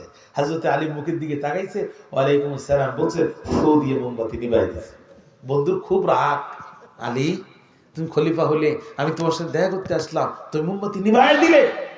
হযরত আলী বলছেন, বন্ধু এই মোমবাতি আমার টাকা দিয়ে কেনা না, আমার বাবার টাকা দিয়ে কেনা না, এই মোমবাতি মুসলমানদের ট্যাক্সের টাকা দিয়ে কেনা, মুসলমানদের হিসাব করার জন্য, আমার খোঁজ গল্প করার জন্য নয়। এই মোমবাতি যদি আমার ব্যক্তিগত কাজে ব্যবহার করি, কিয়ামতের দিন আল্লাহর কাছে জবাব দিতে হবে। রাষ্ট্রের টাকা দিয়ে কেনা কলম ব্যক্তিগত কাজে যদি ব্যবহার করি, কিয়ামতের দিন ওই কালির জবাব জাহান্নামে যাওয়ার জন্য যথেষ্ট। আর আমরা জনগণের ট্যাক্সের টাকা দিয়ে সরকারের সচিবকে গাড়ি কিনে দেয় সরকার, আর সেই গাড়ির টায়ার আর টিউব বাস্ট করে বউ আর শালী। ইসলামী হুকুমত চালু হয়ে গেলে, ইসলামী হুকুমত চালু হয়ে গেলে এক সচিবকে তার স্ত্রী সরকারি গাড়ি তার স্ত্রীর পরিবারদেরকে ব্যবহার করতে দেওয়া হবে না। রাষ্ট্রের টাকা দিয়ে কেনা গাড়ি কিনে দিয়েছে সরকার তোমার সরকারি কাজে ব্যবহার করার জন্য, বউ শালী রিসিভ করার জন্য, এয়ারপোর্টে যাওয়ার জন্য না। খোলাফায়ে রাশিদার প্রথম খলিফা হযরত আবু বকর, রাসূলুল্লাহর বাল্যকালের সাথী, হিজরতের সাথী, অত্যন্ত মোটা মানুষ ছিলেন। খলিফা হিসেবে শপথ গ্রহণ করার পূর্বে তার লুঙ্গির ইজার গিরা ভুড়ির মেয়েদের ভরতে চলে যেত, এত মেদবহুল ভুড়ি ছিল তার। কিন্তু তিনি যখন খলিফা হিসেবে শপথ নিলেন, আস্তে আস্তে ওজন কমা শুরু হয়ে গেল, একদম লিকলিকে পাতলা গরমের হয়ে গেলেন জনগণের টেনশনে। তিনি খলিফা হিসেবে শপথ গ্রহণ করার পূর্বে তার স্থাবর এবং অস্থাবর সমস্ত সম্পত্তি মুসলমানদের বাইতুল মালে ওয়াকফ করে দিয়েছিলেন। ওখান থেকে এবার যে ভাতা পেতেন সেই টাকা দিয়ে তিনি চলতেন। হযরত আবু বকর দুপুরবেলা অফিস ছেড়ে বাড়ির বাসায় আসছেন খাওয়ার জন্য, দস্তারখানায় টেবিল ভর্তি খাবার। স্ত্রীকে বলছে, বিবি আমার, আমি তো এই টাকা ভাতা পাই না, খাবার কেমনে আসলো? বিবি বলছে, আপনি আমাকে প্রত্যেক দিন যে বাজার খরচ দেন ওখান থেকে 2 দিনে আর বাজার আমি আলাদা করে রাখি। আমি চিন্তা করছি মাসে একদিন আপনাকে একটু ভালো খাবার দেবো। এই কথা বলতেছে কেটা আশপাশে মোবাইলে? হ্যাঁ, কার এত জরুরি? আপনি মাইকালা? আল্লাহ বাসা, বেলায় যদি ফসল খায়। আমি শেষ করে দিচ্ছি, আপনাদের কষ্ট হচ্ছে আমি বুঝতে পারছি। তাহলে এইভাবে আমাকে রিমান্ডে নেওয়ার কারণ, কথাও বন্ধ করেন না, বাস চলবে। আল্লাহ রহম করুন। হযরত আবু বকর বলছে, রাগ করলেন, হাত ছাড়ি দিলেন, মুয়াজ্জিনকে বললে আজান দাও, মসজিদে যাও। মুয়াজ্জিন বলছে, খলিফা সবকিছু কি ঠিক আছে? কই কেন? কই এখন তো জোহরের সময় না, আসরের সময় না, 11টা বাজে, এখন কিসের আজান? কারণ বলছি তুমি আজান দাও। হযরত আবু বকরের কথা শুনে মুয়াজ্জিন অসময়ে আজান দেয়। মুসল্লিদের বুঝতে বাকি নেই, খলিফা পড়ে গেছে বলবে কায়দায়, আমাদের যাওয়া ছাড়া কোনো বুদ্ধি নেই। আজান শেষ হতে দেরি হলো, মসজিদে নববী ভরে যেতে দেরি হলো না। হযরত আবু বকর দাঁড়ায় গেলেন, হে আমার সাথীরা, হে আমার মুসলিম জাতি, আমি রাসূলের শৈশবের সাথী, বাল্যকালের সাথী, খেলার মাঠের সাথী, যুদ্ধের ময়দানে আল্লাহ রাসূল আমি আর একসাথে পাশাপাশি থেকে যুদ্ধ করেছি। হিজরতের রাতে রাসূল কাউকে নেয় নাই, আমাকে ভুলে যায়নি। সবকিছু ঠিক থাকলে রাসূলুল্লাহর রওজার ভিতরে আমার কবর হবে। হে আমার সাথী, আমি যেভাবে দুনিয়াতে রাসূলের সাথে 24টা ঘন্টা লেগেছিলাম, মৃত্যুর পরে জান্নাতে আমি আর রাসূল এক জান্নাতে থাকি, আপনারা চান না? সবাই বলছে হ্যাঁ চাই। তাই যদি চান এই মুহূর্তে আমার বেতন ভাতা কমায় দেন। যে বেতন ভাতা দিচ্ছেন আমার স্ত্রী আর সন্তানরা বিলাসিতা করছে, আমি খলিফা কলিজা ভর্তি করে খাবো, বিদেশে টাকা পাচার করবো, আর আমার দেশের নাগরিক চোখের পানি ফেলে রোজা রাখবে আর শুকনো মুড়ি দিয়ে ইফতারি করবে। এই আদর্শ ইসলামের আদর্শ নয়, এই শিক্ষা কোরআনের শিক্ষা নয়। আবু বকর বলছে কমা, আর আমাদের এরা বলছে শুধু বাড়া। কথা বল না কেন? একটা শিক্ষকের বেতন কেমনি 15,000 টাকা হয়? একটা কর্মচারীর কাজের হাজিরাও তো দিন 700 টাকা। আর সাকিব আল হাসান যখন একটা 6 মারে 5 কোটি টাকার প্লট তার নামে বরাদ্দ হয়। এই ব্যবস্থা তো ফেরাউনের ব্যবস্থা। এই ব্যবস্থার কবর রচিত করতে হবে, এই ব্যবস্থার কবর রচনা করতে হবে। খোলাফায়ে রাশেদার সবচেয়ে দুদণ্ড প্রতাপশালী খলিফা হযরত ওমর রাষ্ট্র চালিয়ে বাড়িতে এসে দেখছে ছোট্ট বাচ্চা কান্দে। ইয়া বোনাই তার, এদিকে আসো। কেন কান্দ? কেন কান্দ? বলছে আব্বা উনজুর ইলাইয়া, আমার দিকে তাকান। উনজুর ইলা কামিসি, আমার জুব্বার দিকে তাকান। ওমর রাদিয়াল্লাহু তাআলা তাকায় দেখলো জুব্বা ছিঁড়া। ওমর মুস্কি দিয়ে হাসি দিয়ে বলছে তুই আমার জুব্বার দিকে তাকা, তোর তো শুধু জুব্বা ছিঁড়া, আর আমার জুব্বার ছিঁড়া জায়গায় যে তালিটা দিয়েছিলাম তালিটাও ছিঁড়া। বুকের মধ্যে নিয়ে কপালে চুমু দিয়ে বলে বাপরে, তুই আর আমি ছিঁড়া জুব্বা পড়লে যদি রব্বে কারিম খুশি হয় তো তোর আর আমার অসুবিধা কোথায়? বলছে আব্বা সমস্যা তো তা না। তাই কি? আমার বন্ধুরা খুব দুষ্টু, আমি যখন কোরআন পড়তে যাই তখন এই ছিঁড়া জায়গার ভিতরে আঙ্গুল ঢুকে আর কয় এই দেশের প্রেসিডেন্ট তোর বাপ, তোর জুব্বার কেমন এই বাপ?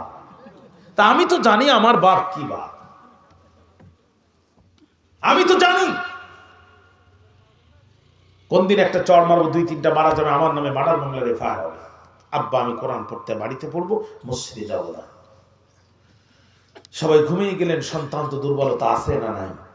আছে। তদানীন্তন অর্থমন্ত্রী বাড়িতে নক করলেন, সালাম আলাইকুম। দরজা খুলে গেল। আমিরুল মুমিনিন ফাদ্দাল আসেন।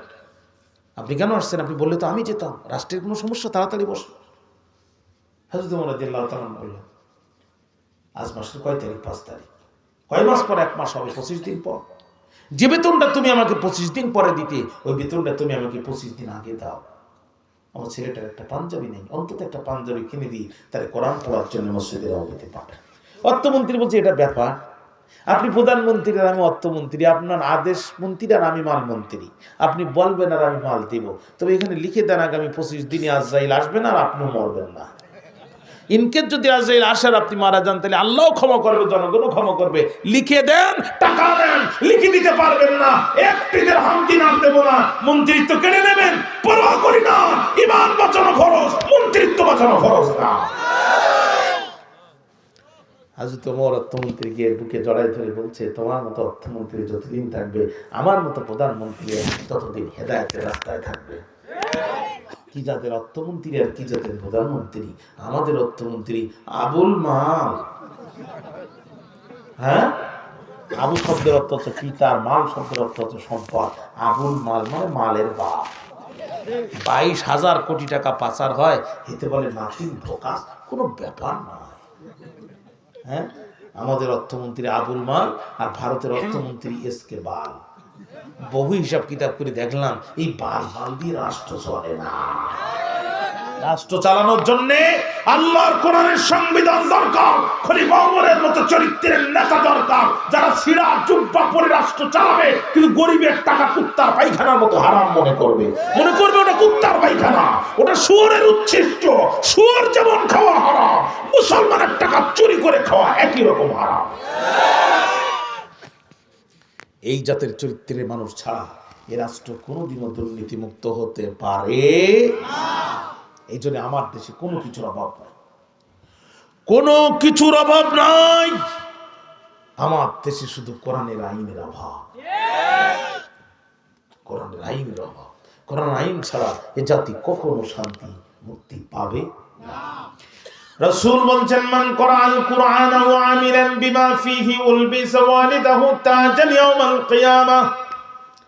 মান কোরআন কুরআন ওয়া আমিলা বিমা, নবী আমার বলেন, যেই ব্যক্তি কোরআন তেলাওয়াত করবে, তত অনুযায়ী আমল করবে, কিয়ামতের কঠিন মুসিবতের কালে আল্লাহ রাব্বুল আলামিন ওই ব্যক্তির পিতার মাথায় একটি নূরের টুপি পরায় দিবেন। রাসূল বলছেন, দুনিয়ার সূর্য উঠলে যেমন আলো সবাই দেখতে পায়, কোরআন পড়নেওয়ালার সন্তানের পিতার মাথায় যে টুপি আল্লাহ পরায় দেবেন, দুনিয়ার আলোর চেয়ে লক্ষ লক্ষ কোটি গুণ আলো তার বেশি হবে। আল কোরআন শাফিউল মুশাফফা, কিয়ামতের দিন কোরআনকে আল্লাহ তাআলা শাফায়াত করার তৌফিক দিয়ে দিবেন। যারা কোরআন তেলাওয়াত করবে, তদনুযায়ী আমল করবে, কোরআনে হুকুমত প্রতিষ্ঠার চেষ্টা করবে, কিয়ামতের দিন কোরআন তাদেরকে শাফায়াত করে আল্লাহ জান্নাতে ঢুকায় দেবেন। আল্লাহ কোরআনের শাফাত তুমি আমাদের তকদিরে লিখে দাও, আমিন। ভাইরা আমার, মেয়েটি ডাক দিয়ে বলে, খলিফা আমি মেয়ে কোরআনের হাফেজা। মনে আছে আপনাদের? তোমার অপরাধের দলিল আমি কোরআন থেকে দিব। আমিরুল মুমিনিন, প্রথম নাম্বার অপরাধ, আমার বাড়িতে প্রবেশ করেছিলে যখন, পিছনের পাঁচিল দিয়ে নাকি সামনের গেট দিয়ে প্রবেশ করেছিলে তখন। ওমর কয়, সামনের পাঁচিল দিয়ে প্রবেশ করতে পারি নাই, কারণ মেন গেটটা খুব মজবুত, এই জন্য পিছনের গেটটি দিয়ে প্রবেশ করেছিলাম। মেয়ে বলে, খলিফা কোরআনুল কারীমের 49 নম্বর সূরা, সূরার নাম সূরাতুল হুজুরাত, আয়াত নাম্বার 4, আল্লাহ রাব্বুল আলামিন বলেন, ইন্নাল্লাযীনা ইউনাদুনাকা মিন ওয়ারাইল হুজুরাত আকসারুহুম লা ইয়াকিলুন। মানুষের মধ্যে নিশ্চয়ই এমন কিছু মানুষ আছে, নিশ্চয়ই যারা প্রাচীরের পিছন দিক থেকে আপনাকে আহ্বান করে, যারা নিরীহ, তারা ওমর গো পিছনের পাঁচিল দিয়ে প্রবেশ করার কারণে আল্লাহর কোরআন বলছে তুমি বোকা। ওমর রাদিয়াল্লাহু তাআলা মুস্কি হাসছে আর বলছে, মেয়েরে তুই পুরো জানা, আমি রাজা, মনে করিস না দলিল সব তোর হাতে, ভুলে যাস না ওস্তাদের মার শেষ রাতে। দলিল যদি তোর কাছেও থাকে, দলিল আমার কাছেও আছে। সুবহানাল্লাহ বললেন না? মেয়ে ডাক দিয়ে বলে খলিফা বলেন কি? কয় 2 নাম্বার অপরাধ কি? মেয়ে কয় খলিফা 2 নাম্বার অপরাধ যদি তালাশ করতে চান তাহলে যেতে হবে সূরার নাম সূরাতুন নূর, আয়াত নাম্বার 27। আল্লাহ রাব্বুল আলামিন বলছেন ইয়া আইয়ুহাল্লাযীনা আমানু লা তাদখুলু বুয়ুতান গায়রা। এত রাত্রি মানুষ কোত্থেকে আসে? নারায়ে তাকবীর, প্রধান শ্রোতার আগমন।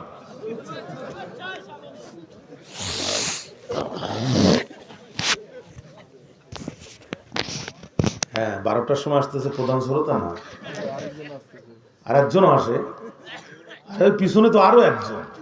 আল্লাহ আল্লাহ, মাঠে জায়গা দেবেন কেমনে এত লোক আসে?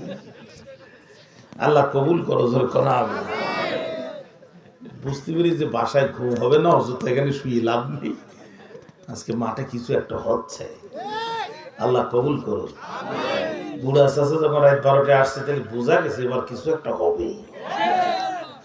ভাইরা আমার, মেয়ে বলছে খলিফা সূরাতুন নূর 27 নম্বর আয়াতে কারিমা, আল্লাহ বলছে ইয়া আইয়ুহাল্লাযীনা আমানু লা তাদখুলু বুয়ুতান গায়রা বুয়ুতিকুম হাত্তা তাস্তানিসু ওয়া তুসাল্লিমু আলা আহলিহা। ও ঈমানদাররা, একজনের গৃহ থেকে আরেকজনের গৃহে প্রবেশ করবে না ততক্ষণ, অনুমতি পাবে না যতক্ষণ। তাহলে কারোর বাড়িতে যদি প্রবেশ করতে যাই কমসে কম 2টো আমল করা লাগবে। 1 নাম্বার অনুমতি নেওয়া লাগবে, 2 নম্বরে সালাম দেওয়া লাগবে। কি দেওয়া লাগবে? সালাম। কারোর বাড়িতে অমনিতেই ঢোকা যাবে না। যুবক ছেলেরা ভাবিদের বাড়িতে ঢোকে, একটা ভাবি তোমার দেখলে মনে হয় এখনো বিয়েই হয়নি, আর ভাই তো মনে মনে কাহারে বউ সুন্দরী না হলে মানুষ কেমনি কয়। নাউজুবিল্লাহ, নাউজুবিল্লাহ। কোনো পর্দা নাই, পুষিতা নাই, কিচ্ছু নাই। এটি হিন্দুর বাড়ি কি মুসলমানের বাড়ি চেনার কোনো ভয় নেই। পর্দা করতে গেলে বড় লোক হওয়া লাগে না। আপনারা বরিশাল অঞ্চলে কখনো গেছেন? বাংলাদেশের সবচেয়ে বেশি পর্দা চাঁদপুর, নোয়াখালী, বরিশাল অঞ্চলে। মাটির বাড়ি, কিন্তু বাড়িগুলোর গঠন এত সুন্দর। সুপারি গাছের যে গাছের কি বলে এটা, গাছের পাতা, যেটা সুপারি গাছের পাতা, এবং তার যে অংশ দিয়ে এত সুন্দর মানে পর্দার মতো করে বাড়িটা করেছে, আপনি একটি নারীকে দেখতে পাবেন না।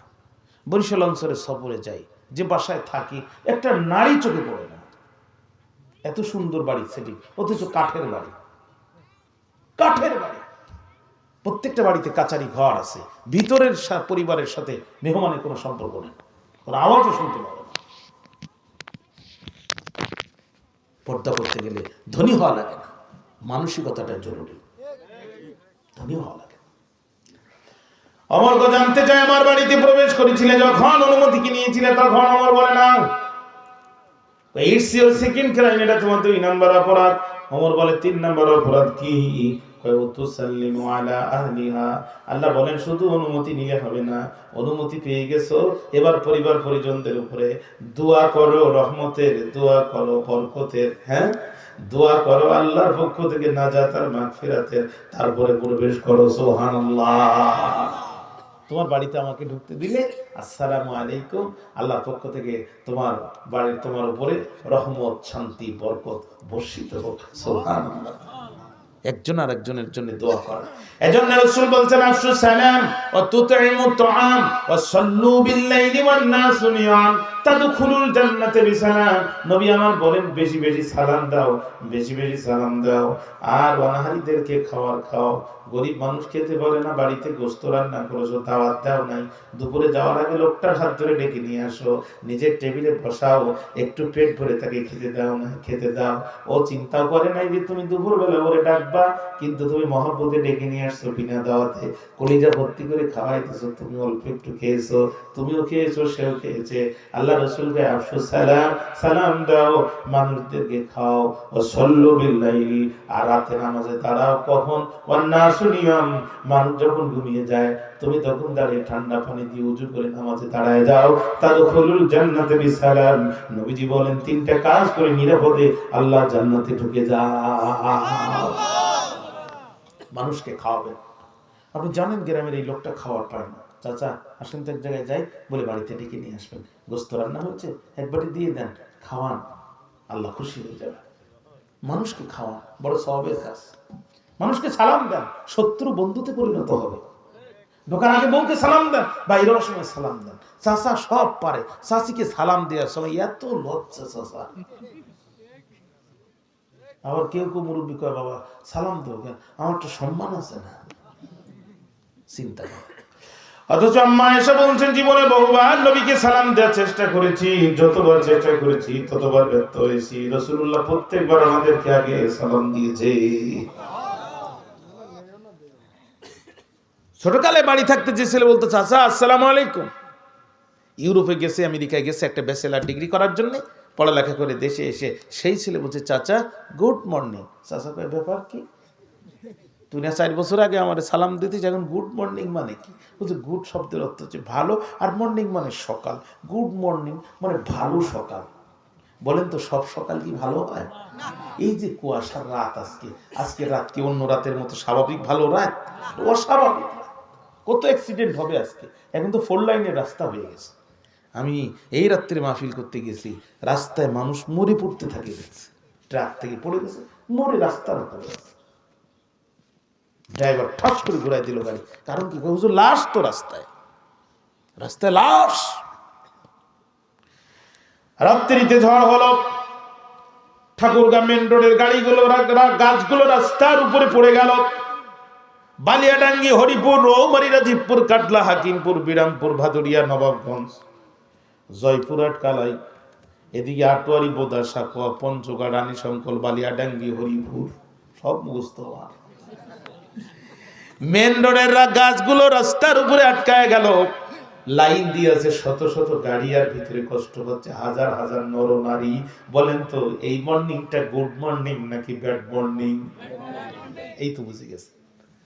শিক্ষক, অঙ্কের মাস্টার, অঙ্ক করানোর সময় হাত উঁচু করতে হয়, বউকে বলছে রান্না করো, ক্লাসে যাবো, বউ রান্না করে নাই, বেচার মেজাজ খারাপ। প্যান্ট পরছে, শার্ট পরছে, টাই পরছে, কিন্তু প্যানের টান দিতে মনে নাই। এখন এই অবস্থায় যে যদি অঙ্ক করা হয়, ছাত্র তো লজ্জা, বলতে পারবে না স্যার আপনার সেম ঠিক করেন, বলতে পারবে? মানিজ্যতের ব্যাপার। এই মর্নিংটা গুড মর্নিং নাকি ব্যাড মর্নিং? তাহলে বোঝা গেল সব মর্নিং গুড হয় না, মাঝে মাঝে কোনো কোনো মর্নিং ব্যাড হয়। ইসলাম বলছে তুমি সুখে থাকো, দুঃখে থাকো। শ্রোতা তো আরেকটা টুকি উড়িয়ে দিতে কি মাহফিলে। ইসলাম বলছে তুমি সুখে থাকো আর দুঃখে থাকো, বিপদে থাকো আর মুসিবতে থাকো, সর্ব অবস্থায় আসসালামু আলাইকুম ওয়া রাহমাতুল্লাহি ওয়া বারাকাতুহু, আল্লাহর পক্ষ থেকে শান্তি, রহমত, বরকত তোমার উপরে 24 ঘন্টা বর্ষিত হোক। চিৎকার দিয়ে একবার বলুন নাকি আল্লাহু আকবার। ইসলাম দিয়ে কি নিয়ামত দিয়েছে আল্লাহ আমাদেরকে, কি নিয়ামত দিয়েছে। এটা বিধর্মীদের রাষ্ট্রে না গেলে আপনি বুঝতে পারবেন না। আমি 1 সপ্তাহের জন্য নেপালে গিয়েছিলাম, কথা বলছেন আমাদের পাশের রাষ্ট্র, আধা ঘন্টা লাগে বিমানে, 15 ঘন্টা। নেপালে আমি 1 সপ্তাহে কোনো আজান শুনতে পাইনি, আমার মানে জানটা ছটফট ছটফট করছে। আমি যখন বাংলাদেশে নামলাম, নামার সাথে সাথে আসলে আজান হচ্ছে, তখন আমার মনে হলো আমি জানলাম কি মনে জান্নাতে ঢুকছি। হ্যাঁ, আপনার না গেলে বুঝতে পারবেন না, আপনার না গেলে বুঝতেই পারবেন, কল্পনা করতে পারবেন। এই জন্য বলি আধুনিক, বেশি আধুনিক হবেন না, বেশি আধুনিকের পরিণতি ভালো না। ইহুদি কালচার, খ্রিস্টানদের কালচার সংসারে ডেকে আনবেন না। মাঝে মাঝে বলি রাজশাহী বিশ্ববিদ্যালয়ে একটা ছেলে পড়তো, তার নাম রনি, একটা মেয়ে পড়তো, তার নাম রানী। দুজন পড়ালেখাও করতো, প্রেমও করতো। প্রেম কি জিনিস আপনারা ঠাকুরগাঁর লোক বুঝবেন না, কারণ বাংলাদেশে একমাত্র জেলা ঠাকুরগাঁ যেটা সম্পূর্ণ প্রেম মুক্ত জেলা, ঠিক না? সরকারি কলেজে ঢুকবেন সকালবেলা, গাছের গোড়ায়, গাছের মাজায়, গাছের আগায় সব কবুতরের বাচ্চার মতো জোড়ায় জোড়ায়। ইসলাম কায়েম হলে বিয়ের আগে এক যুবককে কোনো যুবতী নারীর হাত ধরতে দেওয়া হবে না। কাজু থাকবে, হুজুরও থাকবে, সাথে সাথে বিয়ে পড়ায় দেওয়া হবে। 5 কোটি টাকা কাবিন, জীবনে ছাড়তেও পারবি না। কথা বল না। আফসোস, আফসোস। নারীর সম্মান আপনি যুগে কেমনে প্রতিষ্ঠিত করবেন, যেখানে 500 টাকায় রাস্তায় নারীর ইজ্জত কিনতে পাওয়া যায়, যেখানে ফ্লাইওভারের নিচে রাতের অন্ধকার নামলে যেখানে জেনা ব্যভিচারের আয়োজন করা হয় কাপড় টানি, যে সরকার বেশ্যাবৃত্তি করার জন্য দেশের নারীদের লাইসেন্স দেয়, এই সরকার কখনো নারীর ইজ্জতে প্রতিষ্ঠিত করতে পারে না। বেশ্যার লাইসেন্স বন্ধ করেন। মদের পরে ধনীদের মনোরঞ্জন করার জন্য স্টেজে নারীকে উলঙ্গ হয়ে নাচা বন্ধ করেন। হোটেলের জানা বন্ধ করেন। নারীদেরকে পর্দার বিধানের আওতায় নিয়ে আসেন। রাতারাতি নারীর ইজ্জত আকাশ সমান হয়ে যাবে। বছরে একটা নারীর মুখ হয়ে চিপ পড়বে না। বলেন আল্লাহর আইন প্রতিষ্ঠিত হওয়ার দরকার আছে না? 50 বছর পরে দরকার নেই, মুহূর্তে দরকার। বলেন আপনারা বলেন, ভাবেন। যেখানে 500 টাকায় নারী ইজ্জত কিনতে পাওয়া যায়, এখানে নারীকে আপনি কেমনে সম্মানে প্রতিষ্ঠিত করেন? পর্দার বিধান কারক করে দেন, জেনা ব্যভিচার বন্ধ করে দেন, সহশিক্ষা নারীদের ক্লাস পুরুষদের ক্লাস আলাদা করে দেন। যে পুরুষের এখন বলছে 4 লাখ টাকা জীবন ছাড়া বিয়ে করব না, আগামীকাল বিয়ে আজকে ছ্যাপ দিয়ে মেয়ের বাবার গলার পরে পা দিয়ে যে ছেলেরা টাকা গুনে নিচ্ছে, ইসলাম কায়েম হয়ে যাবে সময় লাগবে 7 দিন। এই ছেলে রাত্রি যে মেয়ের বাবার পা জড়ায় ধরে উল্টে 5 লাখ টাকা দিয়ে বিয়ে করার জন্য পাগল হয়ে যাবে, ঠিক না? বিয়ের আগের দিন 4 লাখ টাকা ম্যানেজ হয়েছে, 1 লাখ টাকা এখনো বাকি। ছেলে চলে গেছে মেয়ের বাবার কাছে, আব্বা এখনো বিয়ে হয় নাই, তুই আব্বা কোষ কেন? 5 লাখ টাকা কথা ছিল পণ দিব, 1 লাখ টাকা বাকি আছে, বিয়ে 3 মাস পর দিয়ে দেবো না।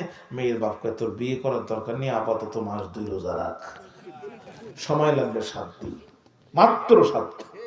রাতারাতি নারীর সম্মান আকাশ সমান হয়ে যাবে।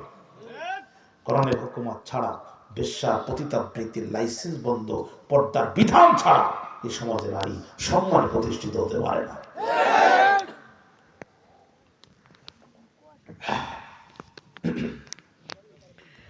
দুজন মিলে প্রেম করতো, মডার্ন ফ্যামিলি, বিয়েও করেছে পিতামাতাকে না জানি, লাভ ম্যারেজ, খুব আলটা মডার্ন ফ্যামিলি। মেয়ে ছেলের নাম ধরে ডাকে রানী, এটা ঠিক আছে। ছেলে আবার মেয়ের নাম ধরে ডাকে রনি।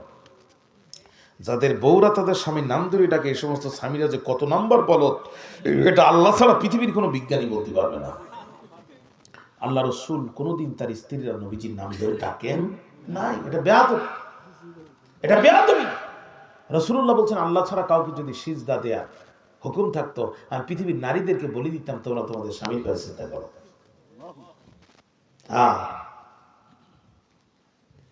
ছেলের নাম রানী, মেয়ের নাম রানী, ওরে ডাকে রানী, ওরে ডাকে রানী, মাঝখানে একটা সন্তান হয়েছে, নাম রাখছে তার জনি। জনির বয়স 5 বছর হলো, যখন আবদার করলো তখন বাবা হ্যাপি বার্থডে টু ইউ, একটু জন্মদিনের কেক কাটতে চাই। বাবা কয় অসুবিধা নাই। 5 কেজি ওজনের কেক আনছে, পুরাতন, এই যে ছোট আর একটা ঢুকছে তো, আল্লাহু আকবার, 5 কেজি ওজনের কেক আনছে, হ্যাপি বার্থডে টু ইউ। পুরাতন স্কুলের পুরাতন বন্ধু, মাঠ ফুল হবে তারপর মোনাজাত করবো, এর আগে মোনাজাত রাজি আছেন না? আচ্ছা শেষ করে দিচ্ছে, 1.5 ঘন্টা হয়ে গেছে তো, আর কেমন ভাইরা আমার। পুরাতন বন্ধু বান্ধবদেরকে ইউনিভার্সিটি থেকে দাওয়াত দিচ্ছে, 5 বছরের সন্তান আর 5 কেজি কেক নিয়ে কাটার জন্য যখন গেছে, বন্ধু বান্ধবের সামনে সন্তান বাবা আর মায়ের নাম ধরে বলছে, রানী আমার পায়ের জুতোটা আটকায় দাও, রানী আমাকে 1 গ্লাস খাওয়ার পানি দাও। বলেন তো দেখি, ছোট্ট ছেলে যখন বাবা আর মায়ের নাম ধরে ডাকলো, মান সম্মান কি থাকলো? থাকলো? তখন তাড়াতাড়ি সন্তানের হাত ধরে টান দিয়ে লজ্জায় মাথা নিচু করে দুজন ঘরের মধ্যে চলে আসছে। শীতকালে রাত, কম্বলের ভিতরে পা ঢুকাই দিয়ে দুজন বসে বসে চিন্তা করে, করলাম কি আর হইল কি, হিসাব মেলে না। 2 2 4 হওয়ার কথা, হয়ে গেছে 9.5, হিসাব মিলছে। এমন সময়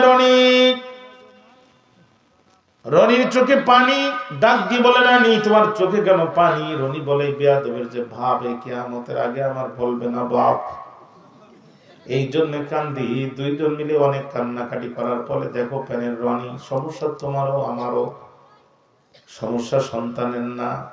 তুমি আর আমি পড়ালেখা করাকালীন অবৈধ প্রেম করেছি, ইসলামের বিধিবিধান লঙ্ঘন করেছি, পিতা মাতার মনে কষ্ট দিয়া সমাজে তাদের মাথাটা নিচু করে 2জন বিয়েতে আবদ্ধ হয়েছি।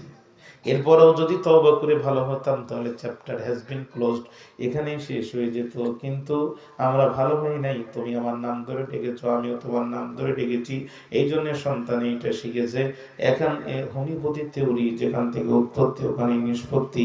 আগামীকাল থেকে তুমি আমার আব্বু বলবা আর আমি তোমার আম্মু বলবো। শ্রোতা আরো দুজন ঢুকতেছে।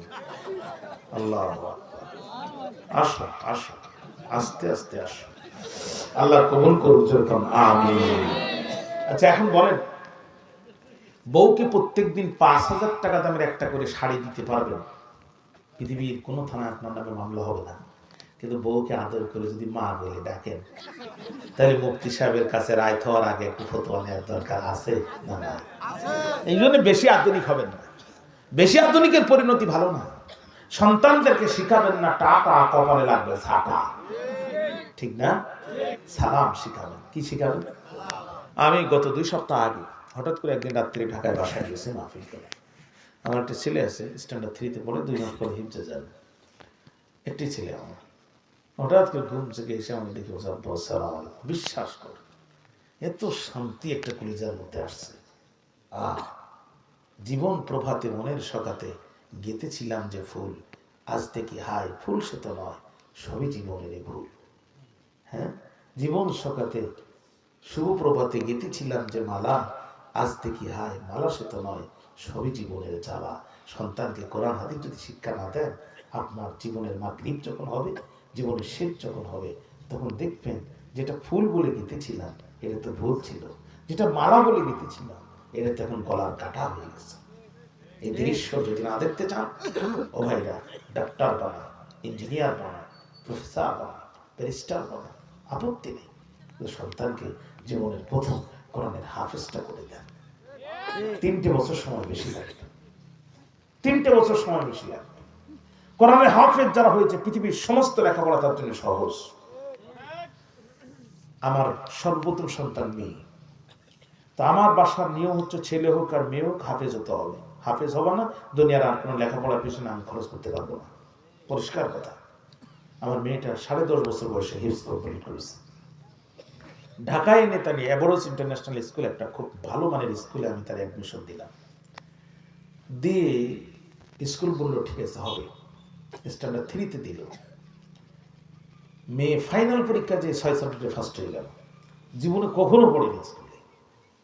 কোরআন যারা পড়েছে এদের মাথা আল্লাহ এমন ভাবে খুলে দিচ্ছে, পৃথিবীর এমন লেখাপড়া নাই যে এদের জন্য সহজ হবে না। এখন স্কুল চেঞ্জ করার জন্য আরেক স্কুলে নিয়ে গেলাম। তারা ভর্তি পরীক্ষা নিয়েছে, 50-এর ভিতরে 42 পেয়েছে। ভর্তি পরীক্ষা তো কঠিন হয়। স্কুল কর্তৃপক্ষ আমাকে বলছে এই মেয়ে ক্লাস 7-এ পড়ার জন্য। তাহলে দেখেন, বয়স অনুযায়ী ক্লাসও কিন্তু পোষায় গেল, তার একটা বছরও লস হলো না। উল্টে আমার আরো 2 বছরের টিউশন ফি সেভ হয়ে গেল। কোরআন শিখান বাচ্চাদের। একটা পরামর্শ নেন আজকের মাহফিল থেকে, জীবন সাকসেসফুল হয়ে যাবে। আপনার ছেলে বড় হয়ে গেছে, আপনার নাতিটারে দেন। জীবনের প্রথমে আগে কোরআনের হাফেজ বানায় দেন, ওর জন্য জীবনের সব লেখাপড়া আল্লাহ সহজ করে দেবে। জীবনের প্রথম কোরআন দেন, তা না হলে ওই যে আপনার জীবনের মাগরিব যখন আসবে, আপনি যখন শেষ জীবনে চলে যাবেন, তখন কিন্তু আপনি দেখবেন যে ফুল গেঁথেছিলাম সেটা ভুল, যে মালা গেঁথেছিলাম সেটা জীবনে জ্বালা হয়ে গেছে। আপনার সন্তান যদি আপনার জানাজায় আসে, গিরার উপরে মানে গিরার নিচে প্যান্ট, পকেটে সিগারেট, হ্যাঁ, আর জানাজার সময় বলে ইমাম সাহেব জায়নামাজ বিছাই নিলেন না, সিজদা দিবেন কোথায়? মানে জানাজার যে সিজদাও নাই, এটাও ওর জানা নাই। এই জীবনে পা দিয়েন না, শান্তি পাবেন না। কোটি টাকা আপনার থাকতে পারে, যে ঘরে ইসলাম নাই, বিশ্বাস করেন ও ঘরে সুখ নাই, সুখ নাই, বড় ব্যথা পাবেন। কারণ আপনি তো জীবনের প্রথমে রবকে ব্যথা দিয়েছেন। এজন্য ভাইরা সিদ্ধান্ত নেন কোরআন দিয়ে জীবন চালান। এ দুনিয়ার জীবন শেষ জীবন না। আপনি আমি সংসারের দায়িত্ব নিচ্ছি, কষ্ট করে ব্যবসা বাণিজ্য চাকরি করে তাদেরকে খাওয়াচ্ছি, আবার পরকালে তাদের জন্য আমাকে জবাবদিহি করতে হবে। আমি এই রিস্ক কেন নিব? রাসূল বলছেন কুল্লুকুম মাসউলুন আন কুল্লুকুম রাঈন ওয়া কুল্লুকুম মাসউলুন আন রাইয়াতিহি। তোমরা প্রত্যেকে রাখাল, প্রত্যেকে দায়িত্বশীল। কিয়ামতের দিন তোমাদের জিজ্ঞাসিত হতে হবে তোমাদের রাখালির ব্যাপারে। আজকের সভাপতি, আজকের মাহফিলের রাখাল, আমি কোরআন হাদিস বাদ দিয়ে ভুল বক্তব্য দিই আর উনি চুপ করে বসে থাকবে, কিয়ামতের দিন আল্লাহ ওনাকে ধরবে। উনি আজকের এটার দায়িত্ব। কথা কি বুঝতে পেরেছেন? এজন্য আপনি রাখাল, আপনি জুমার দিন স্ত্রীকে নিয়ে বসেন, সন্তানকে নিয়ে বসেন, বিগত এক সপ্তাহে কার কত ওয়াক্ত নামাজ কাজা হয়েছে খাতা কলমে হিসাব করেন। কেন কাজা হলো? এক ওয়াক্ত নামাজ কাজা, একটা নফল রোজা। 5 ওয়াক্ত নামাজ কাজা হয়েছে, 1 সপ্তাহ রোজা রাখবি, কোনো কথা নাই। আমার সংসারে থাকতে গেলে ইসলাম মেনে থাকতে হবে। 7 দিন করে দেখেন না, ফজরের আজান দেন, সন্তানটা নিয়ে মসজিদে যান, আর মেয়ে গরম পানি করে মেয়েটাকে নিয়ে উজু করে আপনার স্ত্রী ঘরে নামাজে দাঁড়ায় যান। ফজরের নামাজ পড়ে আসেন, 4 জানালায় 4টা কোরআন শরীফের কফি খুলে আধা ঘন্টা তেলাওয়াত করেন। 40 দিন আমল করে দেখেন, ওটা আর বাড়ি থাকবে না, ওটা জান্নাতের টুকরায় পরিণত হয়ে যাবে। জীবন পরিবর্তন করতে হবে ভাইরা, জীবন পরিবর্তন করতে হবে, জীবনকে পরিবর্তন করতে হবে আমাদের জন্য, পরকালে নাজাতের জন্য, ইসলামের জন্য, আদর্শ ছড়াই দেওয়ার জন্য।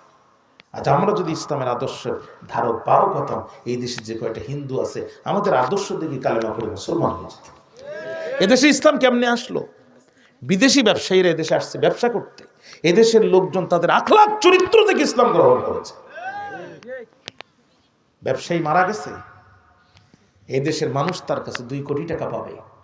6 মাস পর তার সন্তান, তখন বিমান ছিল না, লঞ্চে করে এসে আমানতের টাকা পৌঁছে দিয়ে গেছে, লোকটা কালেমা করে মুসলমান।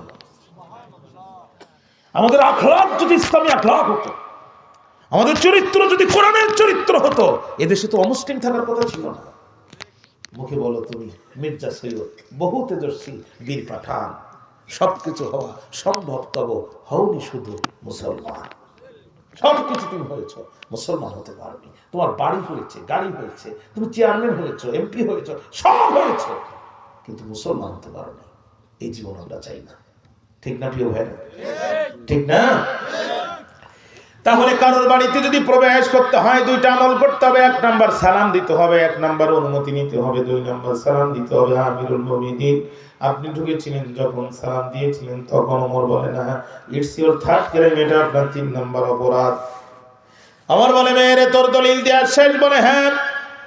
বলে এবার আমার পক্ষ থেকে দলিল নে। কই বলেন কি? আপনার 1 দলিলের বদলে আমি 3 দলিল দিলাম, এরপরও কি আপনার কাছে দলিল আছে? ওমর বলে, তুই ফৌজদার, আমি রাজা। ওস্তাদের মাঝে শেষ রাত্রে এবার দলিল নে, তো 3 দলিলের জবাব আমি 1 দলিল দিয়ে দিব। কই কি? সূরার নাম সূরাতুল হাজ, আয়াত নম্বর 41। আল্লাহ রাব্বুল আলামিন বলেন, আল্লাযীনা ইম্মাক্কানাহুম ফিল আরদি আকামুস সালাতা ওয়া আতাউয যাকাতা ওয়া আমারু বিল মা'রুফি ওয়া নাহাউ আনিল মুনকার ওয়া লিল্লাহি আকিবাতুল উমুর। মুসলমানদের সরকার যারা হবে তারা 4টা দায়িত্ব প্রাথমিকভাবে পালন করবে। জোরে বলেন কয়টা? জোরে হলো না? সবাই মিলে আর একবার চিৎকার করে। সূরা হজ 41 নম্বর আয়াত। আকামুস সালাহ, রাষ্ট্রীয়ভাবে নামাজের বিল পার্লামেন্টে উপস্থাপন করবে। এটা মুসলমান সরকারের দায়িত্ব। 55টি বছর দেশটি স্বাধীন হলো, কত সরকার আসলো গেল, কত বলেন না কেন? কিন্তু নামাজের বিল কি পার্লামেন্টে আসলো? আসে নাই। তাহলে এই সরকার হলো যারা, এদেরকে সরকার বানালো যারা নৈতিকভাবে নিজেদেরকে মুসলমান দাবি করতে পারে না, তারা। 15 বছর আগের কথা বলছি, পাবনা শহর বাংলা বাজার এলাকা মাহফিল করতে গেছি, যুবক কমিটির সভাপতি, প্রচন্ড ঠান্ডা, জানুয়ারি মাস, হুন্ডাই করে আমাকে রিসিভ করলো। মাহফিল করার পরে 2 জন একই বিছানায় ঘুমালাম। ফজরের সময় আমি উঠে গেলাম, ভাই ওঠেন, একটু গরম পানি দেন, উজু করে নামাজ পড়ি। হুজুর আপনি পড়েন। মহব্বত হয়ে গেছে, অনেকক্ষণ গল্প করেছি, খুব দাবি নিয়ে ডাকলাম, ওঠেন। বললাম না আপনি পড়েন। চিন্তা করলাম, এর যদি আর একবার ডাকি, আমার তো টাকা পয়সা কিচ্ছু দেবে না। ওটা বড় কথা না, ওর কাছে একটা ব্যাগ রাখছি, ওতে আরো 7 দিনের হাদিয়া তোফা আছে, ওটাও তো দেবে না। কি কথা? আমার অস্তির সমাজে জীবনও নামাজ কায়েম হবে না। কিন্তু আপনাদের এলাকার পার্লামেন্টের এমপি হবেন যিনি, যদি সংসদে দাঁড়িয়ে বলেন তিনি, মাননীয় স্পিকার, আমরা মুসলমানদের সরকার, নামাজের বিল আনা দরকার। স্পিকার বলবে, সংসদের সামনে প্রশ্ন হচ্ছে, নামাজের বিল পাস করা হোক। বিল পাস হয়ে গেল, প্রেসিডেন্ট সই করে দিল, আইন হিসেবে লিপিবদ্ধ হয়ে সংবিধানে যোগ হয়ে গেল। রাতারাতি প্রিন্ট এবং ইলেকট্রনিক মিডিয়া সংবাদ প্রচার হলো, রাতারাতি কাম হয়ে গেল। সারা বছরে একবার ফজরের নামাজে যেত না যারা, আগামীকাল মুয়াজ্জিনের আগে হাজির হবে তারা। জানতে চাই আল্লাহর কোরআন পার্লামেন্টে যাওয়ার দরকার আছে না? বলেন আল্লাহর দরকার আছে না? একটু আস্তে বলেন, এই মুহূর্তে দরকার না 50 বছর পরে দরকার?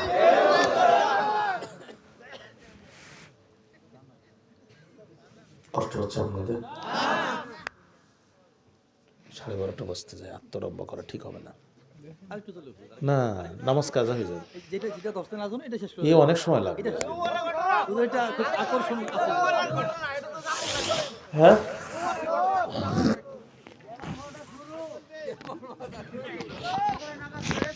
হ্যাঁ ভাই যাই না, শেষ করে দিচ্ছে এক্ষুনি, যাই না বসে। ওই শ্রোতা আরেকটা ঢুকতেছে। আল্লাহ আল্লাহ কবুল করুন। প্রধান শ্রোতা আজকে অনেক। ভাইরা আমার খেয়াল করেন, 1 নাম্বার রাষ্ট্রীয়ভাবে নামাজ জিরবিল পাস করা দরকার। ফজরের নামাজ পড়েছেন, ইমাম সাহেবের তেলাওয়াত শুনেছেন, চোখের পানি ফেলে কান্না করেছেন। আমার ভাইরা সকালবেলা ঠাকুরগাঁ জসকোটে একটা মামলা আছে, গড়িয়া থেকে বাসে উঠছেন, বাসের ভিতর থেকে আওয়াজ আসতেছে, সালাম আলাইকুম, খবর কি বিয়াই? আপত্তি না থাকলে 2 গান কথা বলবার চাই। বিয়াই তোমার বয়স কত? আমার তো 16-র মতো। আপনি বললেন ড্রাইভার গানটা বন্ধ করো। ড্রাইভার বলবে হুজুর পারলে তুমি অন্য গাড়ি চড়ো। ঠিক না? বেশি হুজুর হতো আমার গাড়ি চড়ার দরকার নেই, আর গাড়িতে যাও। কিন্তু আল্লাহর কোরআন যদি পার্লামেন্টে যায়, আপনাদের এলাকার এমপি যদি পার্লামেন্টে দাঁড়ায় বলে, মাননীয় স্পিকার যৌবনের গানগুলো বন্ধ করা দরকার, যেহেতু আমরা মুসলমানদের সরকার।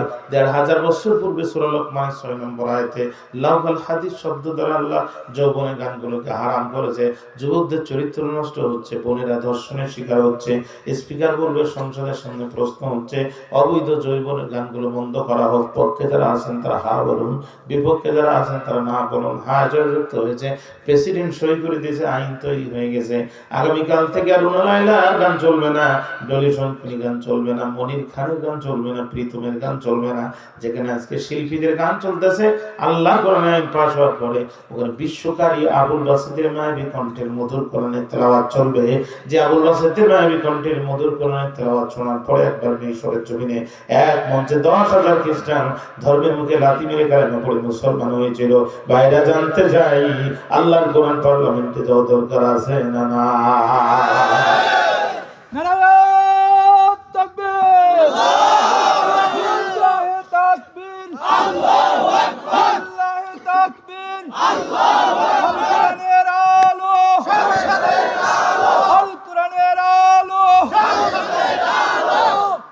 আমি তো ভয় পেয়ে গেছি, আপনি যেভাবে দাঁড়াই গেছেন হঠাৎ কি উঠছে। 1 নম্বর আকামুস সালাত, 2 নম্বর ওয়াতাউজ যাকাত। ইসলাম দেশে কায়েম হয়ে গেলে একটা মন্ত্রণালয় পারবে একজন মন্ত্রী, নতুন মন্ত্রী, আবার তার নাম হবে যাকাত মন্ত্রী। আর মন্ত্রণালয়ের নাম হবে যাকাত মন্ত্রণালয়। এদেশে যত ধনী মানুষ আছে, ব্যবসায়ী, ইন্ডাস্ট্রির মালিক আছে, হাজার হাজার হাজার হাজার কোটি টাকার মালিক, এক হারাম করে হক আদায় করে যাকাত আদায় করে না। অথচ জাতীয় ঈদগার প্রথম কাতারে নামাজ পড়ে। এদেশে ইসলাম কায়েম হয়ে গেলে যাকাত মন্ত্রণালয় হবে। জুন মাসের ব্যাংকিং ক্লোজিং হিসাব হচ্ছে জুন মাস, ব্যাংকের হিসাব জুন মাসে শেষ হয়। জুন মাস ব্যাংক টাকা এক জায়গায় করে লোন দিতে চায় না, তাদের ক্লোজিং মাস। যাকাতের ক্লোজিং মাস হচ্ছে রমজান মাস। এক রমজান থেকে আর এক রমজানে 1 বছর পূর্ণ হবে। এই দেশের যত ধনী মানুষ, ইন্ডাস্ট্রি, কোটিপতির মালিকেরা শত শত কোটি টাকার 2.5% কেটে সরকার অটোমেটিক্যালি যাকাত মন্ত্রণালয় যোগ করবে। সেখান থেকে পার্সেন্টেজ অনুযায়ী দেশের গরিবদের অ্যাকাউন্টে আবার অটোমেটিক্যালি ভাগ হয়ে যাবে। 5 কেজি পচা গম নেওয়ার জন্য 5 তলে ইট দিয়ে ইউনিয়ন পরিষদের সামনে বসে থাকা লাগবে না। জানতে চাই আল্লাহর কোরআনের সমাজ ব্যবস্থা প্রতিষ্ঠার দরকার আছে না? এদেশের অর্থনীতিতে যাকাত আসুক, আপনারা চান না? আপনারা চান না? আজকে যাকাতের নামে প্রহসন হয় আমার দেশে, প্রহসন। আলাদা ফ্যাক্টরি বানাইছে, শাড়ি তৈরি হচ্ছে। কিসের শাড়ি? কয় যাকাতের শাড়ি। এই পাতলা শাড়ি নেওয়ার জন্য এক গরিবের পায়ের নিচে আর এক গরিব মারা যায়। পত্রিকায় রিপোর্ট হয়, ইসলাম কায়েম হয়ে গেলে এই ফাজলামির কোনো জায়গা হবে না। যাকাতের নামে ফাজলামি। মিয়া জাকাতের শাড়ি বলে কোনো শব্দই নাই। কেউ থাকবে সাততলায়, কেউ থাকবে গাছতলায়, তা হবে না।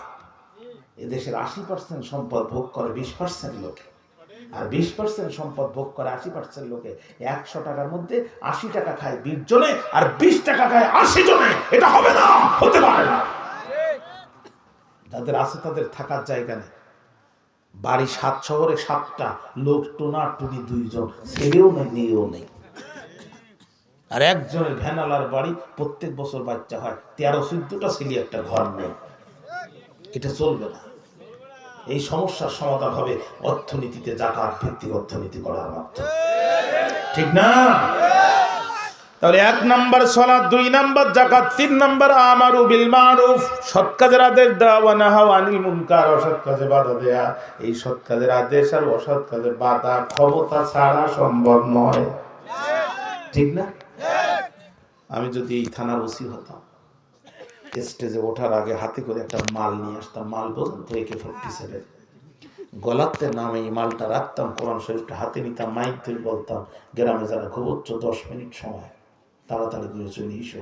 অনেকেই দেখবেন এসে পড়েছে, কিন্তু পরনে লুঙ্গি যে খুলেই গেছে, এর হিসেব নাই, ঠিক না? তাহলে এইটা হইল আমার ওয়াজে না ক্ষমতায়? ক্ষমতায়। তাহলে ক্ষমতার দরকার আছে না? তাহলে সবাই বলে মোল্লারা শুধু ওয়াজ করবে, খানকায় বসে থাকবে, হুজুররা কেন ভোটে দাঁড়াবে? ওরা জানে হুজুররা ভোটে দাঁড়ালে ওদের গম চুরি করে খাওয়ার রাস্তায় কিয়ামত পর্যন্ত তালা ঝুলি যাবে। তারপর সবাই করতে পারে। মাহফিলে আমি মাঝে মাঝে আশ্চর্য হই, মাহফিলে সব আসছে, দাওয়াত দিছে, সব নেতারা রাজনৈতিক বক্তব্য দিছে, যে যার পক্ষে কথা বলছে, আর যাওয়ার সময় প্রত্যেকে হুজুরি খানে বলছে, হুজুর খবরদার আপনি রাজনীতি করবেন না। মানে ওরা সব পুরুষ মানুষ আর হুজুর সব হিজলা,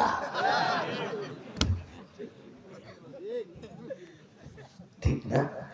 আপনাদের এখানে যদি যাত্রা হয়, 20 টাকার বিনিময়ে নারী কাপড় খুলে নাচছে, যুবকদের চরিত্র নষ্ট হচ্ছে। আপনারা গ্রামের কেউ কিছু করতে পারবেন না, কারণ সে ডিসি সাহেবের কাছ থেকে পারমিশন নিয়ে আসছে। সমাজের প্রভাবশালী লোক তারা আছে, কিন্তু সরকার যদি ইসলামপন্থী হয়, তখন পিটায় চামড়া তুলে দেবে। আপনার আমার কিছু করার দরকার নেই। ভাইরা আমার ডাক দিয়ে বলে, মেয়েরে তুই যে গভীর রাত্রি গান গাইলি, এটা সৎ কাজ না অসৎ কাজ? মেয়ে বলছে, নিশ্চয় অসৎ কাজ। পায় তোর অসৎ কাজে বাধা দেওয়ার দায়িত্ব দিয়েছেন যিনি, একটু চিৎকার করে বলেন কে তিনি? রে মেয়ে দরজা খোল, এবার গান গা। মেয়ে, গান কেন গালি বল, তোর দলিলের জবাব দেওয়ার শেষ। মেয়ে বলছে, খলিফা গান গেয়েছি তোমার মতো অযোগ্য নেতার কারণে, কারণ তোমার যোগ্যতা নাই। ঝামেলা বাড়াইছে না আবার? যে ওমর রাদিয়াল্লাহু তাআলা গাছের শুকনা পাতা তুলে বলছে, ইয়া রাব্বুল আলামিন, ও আরশের মালিক, গাছটির যৌবন ছিল, পাতাটি তার সাথে ছিল, গাছটির যৌবন নাই, পাতাটি পড়ে গেছে, বৃষ্টি হবে, পানিতে পড়ে যাবে, গাছটি মারা যাবে, কোনো হিসাব হবে না। কিয়ামতের দিন তুমি আমারে তুলবা, কিন্তু গাছটি আর উঠবে না।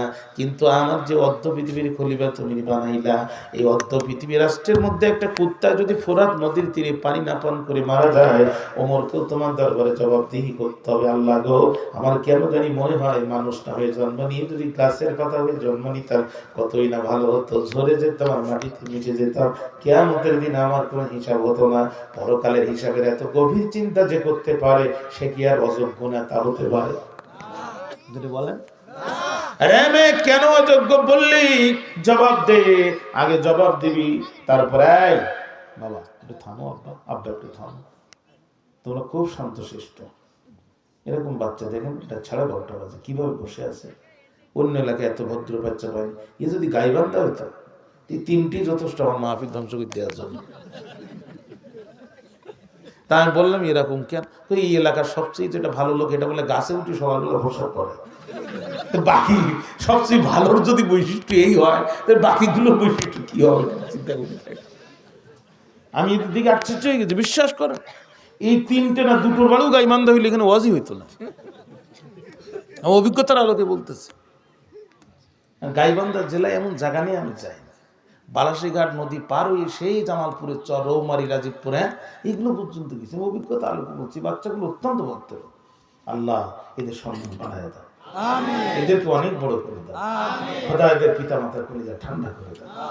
সবসময় দোয়া। এই দেন, এই আবার 2টো বসে আছে, কত শান্তশিষ্ট। হ্যাঁ না, দেখেন কত সুন্দর করে, রাত 12:30 বাজে। টুপি মাথায় দিয়ে আদবের সাথে। বয়স কয় বছর আপনি দেখেন, বয়স কয় বছর হবে? কত ঠান্ডা, একটা বার নড়েনি, একটা কথা বলেনি। এর বাড়ি গাইবান্ধা হইলি মাহফিল এত সহজ? আল্লাহ আল্লাহ, আমি মুসাফির মানুষ, আমার দেওয়ার কিচ্ছু নেই, দোয়া করে গেলাম এই বাচ্চাগুলোকে তুমি সোনার বাচ্চা বানায় দাও। মনোযোগ আছে আমার দিকে? এবার বলে সেনাপতি আপনি কেমনে অযোগ্যর গান কেন গেলাম? 2 প্রশ্নের জবাব একসাথে দিব, এক ঢিলে 2 পাখি মারবো।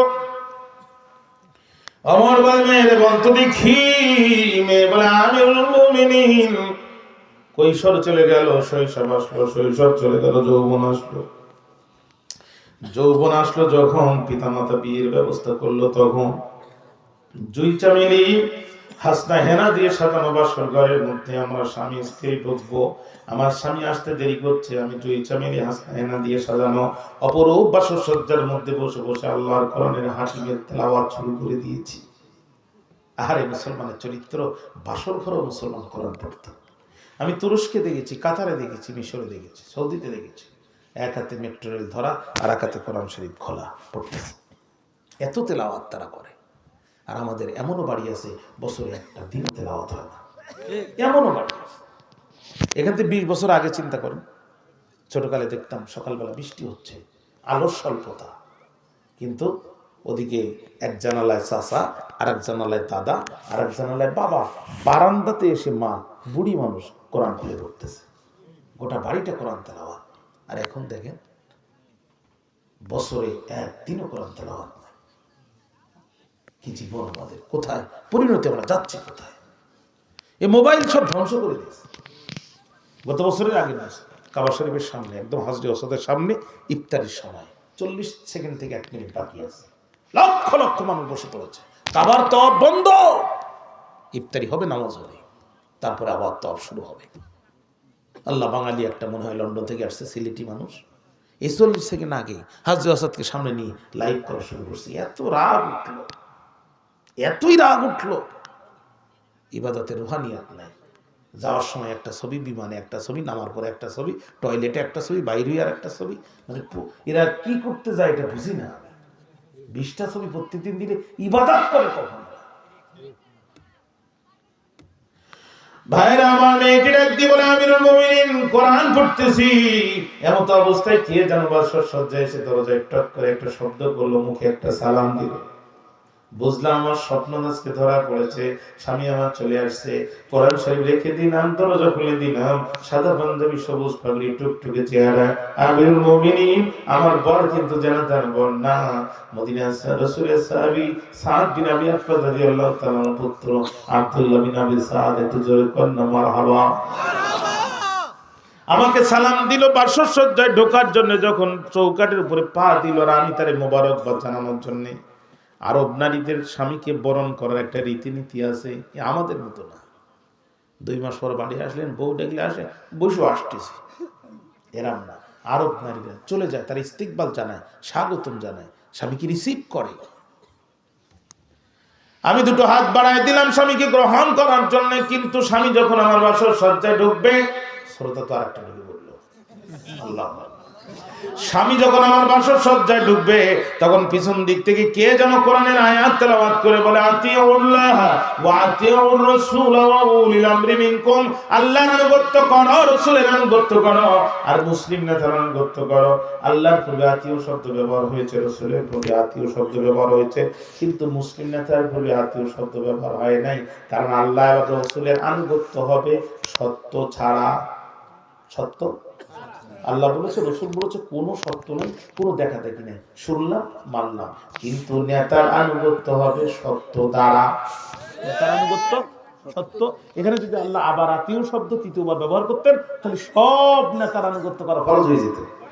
যেটা ইসলাম বিরোধী নেতা, ওটার আনুগত্য করা ফরজ, যেটা মদ খাইতো ওটার আনুগত্য করা ফরজ হয়ে যেত।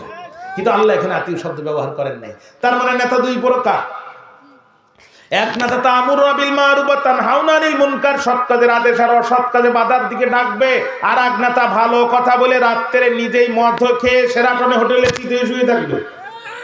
এই জন্য ইসলামের পক্ষে যে নেতা থাকবে সে যখন ডাকবে তোমরা বুকের তাজা রক্ত দিয়ে হাজির হবা, আর ইসলামের বিপক্ষে যে ওলির আমলরা থাকবে এরা যখন ডাকবে তখন পায়ের জুতা খুলে টাকা দেখাবা। তাহলে সব নেতার আনুগত্য করা ফরজ নয়।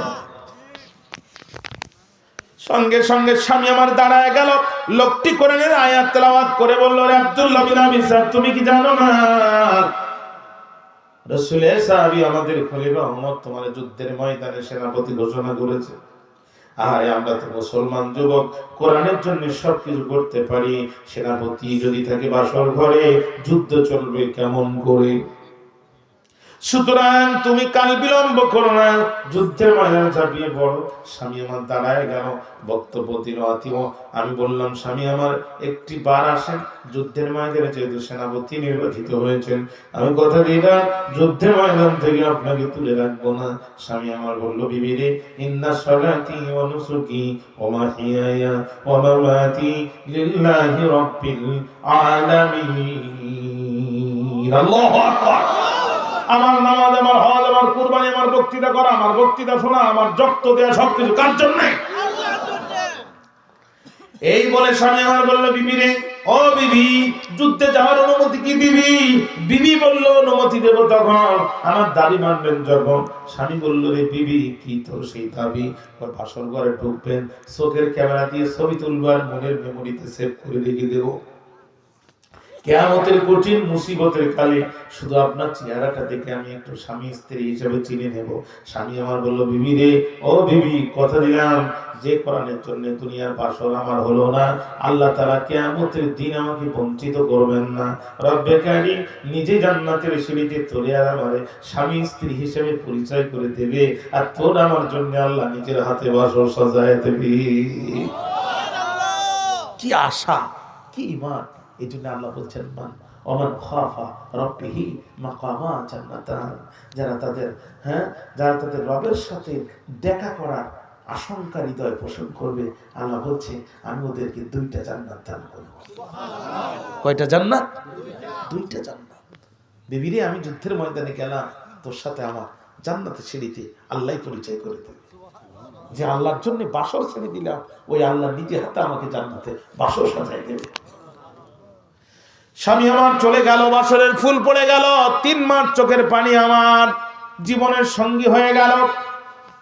3 মাস পর কেটে গেল, কে জানো এসে ডাক দিয়ে বলল, রে রে, তোর ভাগ্য বড় ভালো রে, খোশ নসিব তোর স্বামী শহীদ হয় নাই রে। তোর স্বামী যুদ্ধে নেতৃত্ব দিয়ে বিজয় অর্জন করে বীরের মতো মদিনার মাটিতে আজকে পা রেখেছে। ভাঙ্গা হৃদয় আমার আশার সঞ্চার হলো। শুকনা ফুলগুলো আমি আবার জোড়া দিয়ে দিলাম। সেনাপতি 3 দিন পরে শুনতে পেলাম আমার স্বামী আসবে না। ওমর আমার স্বামীকে আরেকটা রাষ্ট্রের গভর্নরের দায়িত্ব দিয়ে পাঠিয়েছে। বাসর আমার 2 বার ভেঙে গেল। 3য়বার শুনলাম আবার আসছে, আমি আবারও বাসর তৈরি করলাম। শুনলাম ওমর অন্য জায়গায় পাঠাইছে। আমি ওর মুমিনিন,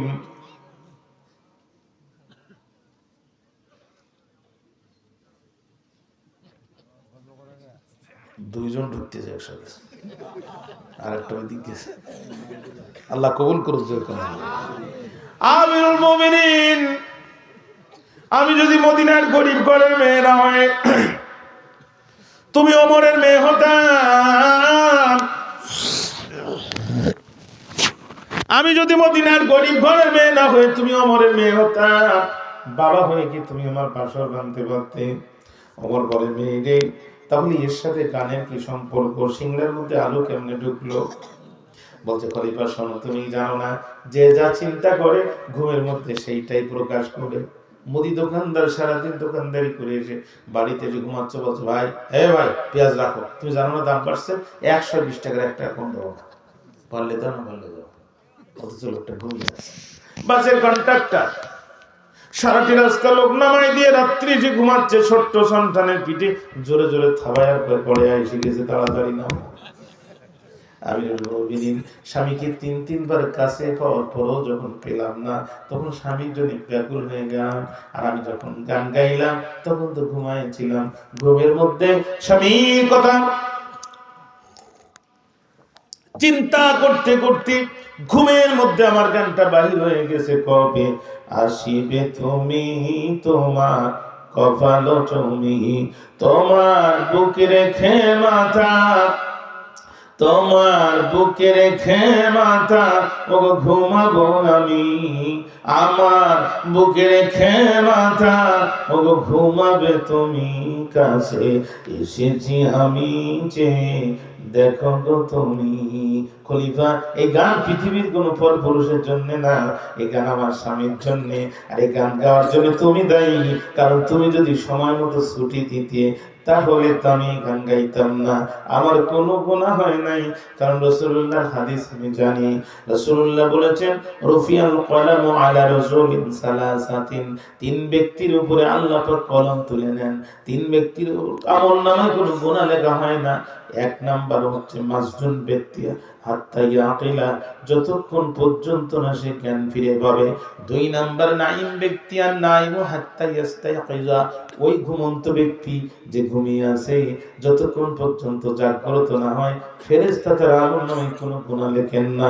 ঘুমন্ত ব্যক্তি ঘুমিয়ে আছে, নামাজে রক্ত চলে যাচ্ছে, তার আমলনামায় গুনাহ হবে না, কারণ ঘুমের উপরে পৃথিবীর কারণ কোনো হাত নাই। ঠিক না? ঘুম আর মরণ একই। এজন্য আমরা কি দোয়া পড়ি? আল্লাহুম্মা বিইসমিকা ওয়া আমুত। হ্যাঁ, ঘুম মউত, আল্লাহ না জেগে দিলে ওখানেই শেষ, তাই না? এই জন্য ঘুমের উপরে কারোর কোনো হাত। আর এক নম্বর আর তিন নম্বর হচ্ছে সবই, আর সবই হাত্তা ইয়াহতালিমা, নাবালেগ ছেলে যতক্ষণ পর্যন্ত সে বালেগ না হয়। পাগল যদি 10 বছর ল্যাংটা হয়ে প্রত্যেকদিন 10 বার করে গড়া মাঠে হাঁটে, একটা গুনাহ তার আমলনামে লেখা হবে না। কিন্তু যেই দিন থেকে জ্ঞান ফেরবে, ইচ্ছা করে মানুষের সামনে কাপড় যদি হাঁটুর মালার উপরে উঠায়, ওর নামের সঙ্গে সঙ্গে একটা কবিরা গুনাহ লেখা হবে। আর জাহান্নামে যাওয়ার জন্য একটা কবিরা গুনাহ যথেষ্ট, যদি আল্লাহ তাআলা ক্ষমা না করে। ঠিক না? ওমর, আমি গান গেয়েছি ঘুমের মধ্যে, আমার গুনাহ হয় নাই, কারণ আমি ঘুমিয়েছিলাম। রফিয়াল কলাম, আল্লাহ আমার কলম চালানো আমার উপরে বন্ধ করে দিয়েছে। কিন্তু গান তো গাইলাম তোমার জন্য। স্বামী যখন যুদ্ধ করে আসলো 15 দিনের জন্য কি আমার কাছে একটু পাঠাই দিতে পারত না? তাহলে জানটাও ঠান্ডা হতো, চিন্তাটাও কমতো, গানটাও গাইতাম না। দরজা খুলে দিলাম, শাস্তি দেওয়া আপত্তি নেই, তবে কথা দিলাম কিয়ামতের দিন আরশের খুঁটি ধরে দাঁড়ায় থাকবো। যতদিন পর্যন্ত আল্লাহ তোমার বিচার করবে না, আমিও আল্লাহর আরশের খুঁটি ছাড়বো না। ওমর এই কথা শুনে বলছে, মা। কি বলছে? মা। কি ঠেলায় পড়ো! সাহাবীদের পরকালের চিন্তা কত গভীর ছিল। সাথে সাথে বলছে, মা, ওমা, পরকাল পর্যন্ত নিয়ে যাওয়ার দরকার নেই। এই তো ফজরের আযান দিচ্ছে, একটু পরে আমি জামাতের ইমামতি করব,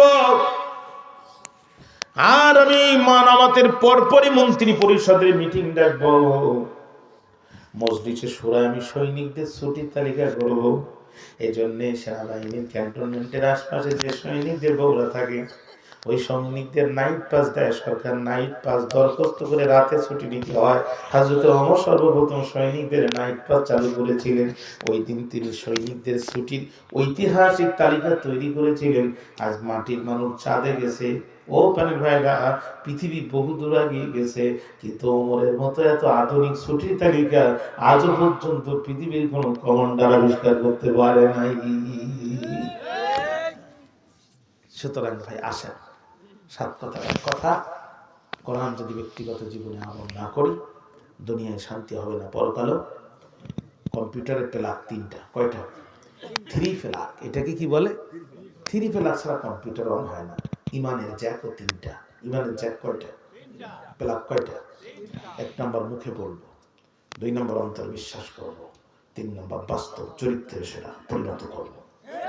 আমল মানে কাজ, আমল মানে কি? কাজ। বাস্তব কাজে সেটা পরিণত করবো।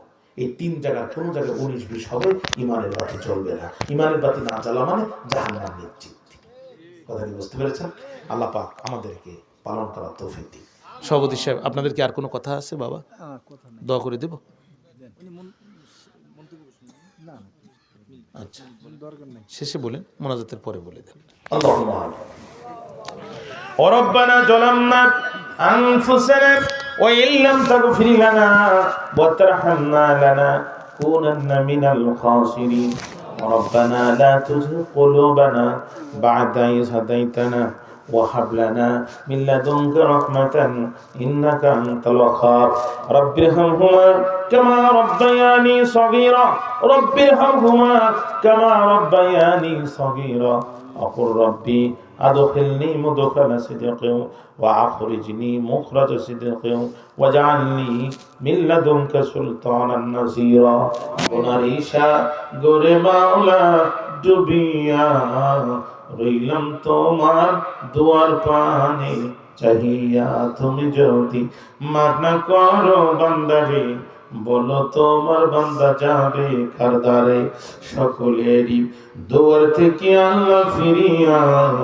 রইলাম তোমার দুয়ার পানে চাহিয়া দাদা দাদি নানা নানি চারজনে আব্বা আম্মা বিবি বাচ্চা সন্তানের যত মুমিন মুসলমান ও ইমানদার মাফ করে দাও গো আল্লাহ পরওয়ার আদর কো রিয়া মানুষ বানায়া কেমনে দিবা জাহান্নামে ফেলিয়া কত গোনা করলাম আল্লাহ গোপনে মাফ করে দাও সকল গোনা নিজ গুণী কত গোনা করলাম আল্লাহ যৌবনে মাফ করে দাও সকল গোনা নিজ গুণী আল্লাহ রাজ্য তো গভীর হয়ে যায় পৃথিবীর অফিস আদালতগুলো বন্ধ হয়ে যায় কিন্তু তোমার আসমানের অফিসার আদালতে কখনো তালা লাগানো হয় না তুমি সবসময় বলো বান্দারে উদউনি আস্তাজিব লাকুম আমার ডাকো আমি তোমাদের ডাকের জবাব দেব রাত পরি একটা বার হয়ে গেছে রব্বে কারীম এই ঠান্ডা কুয়াশা রক্ষা করে এই লোক মধ্যে মুমিনগুলো যে ঈমানের পরিচয় দিল আল্লাহ হেদায়েতের মালা আমাদের গলায় পরায় দাও জীবনের গুনাহগুলো মাফ করে দাও আল্লাহ আমরা যারা হাত তুলেছি আমাদের অনেকের ভাবাগে অনেকের মা নাই পিতামাতা মাটি গহীন কবরে রব্বে কারীম আমাদের পিতামাতা অন্ধকার কবরকে জান্নাতের বাগান বানায় দাও আল্লাহ বাবার কবরকে জান্নাতের বাগান বানায় দাও মায়ের কবরকে জান্নাতের বাগান বানায় দাও আল্লাহ এলাকার সমস্ত কবরগুলো আযাব তুমি মাফ করে দাও প্রত্যেকটা কবরকে জান্নাতুল ফেরদাউসের আলোয় আলোকিত করে দাও রব্বে কারীম এলাকার ফসলাদি বৃদ্ধি করে দাও এলাকায় যারা ব্যবসা করে হালাল ব্যবসায় বরকত দাও সুদ থেকে পরহেজ থাকার তৌফিক দাও রব্বে কারীম এলাকার যে ছোট ছোট মাসুম বাচ্চারা লেখাপড়া করে আল্লাহ এদেরকে অনেক বড় করে দাও দুনিয়া আখিরাতে ধনী বানায় দাও পিতামাতার কলিজা ঠান্ডা করে দাও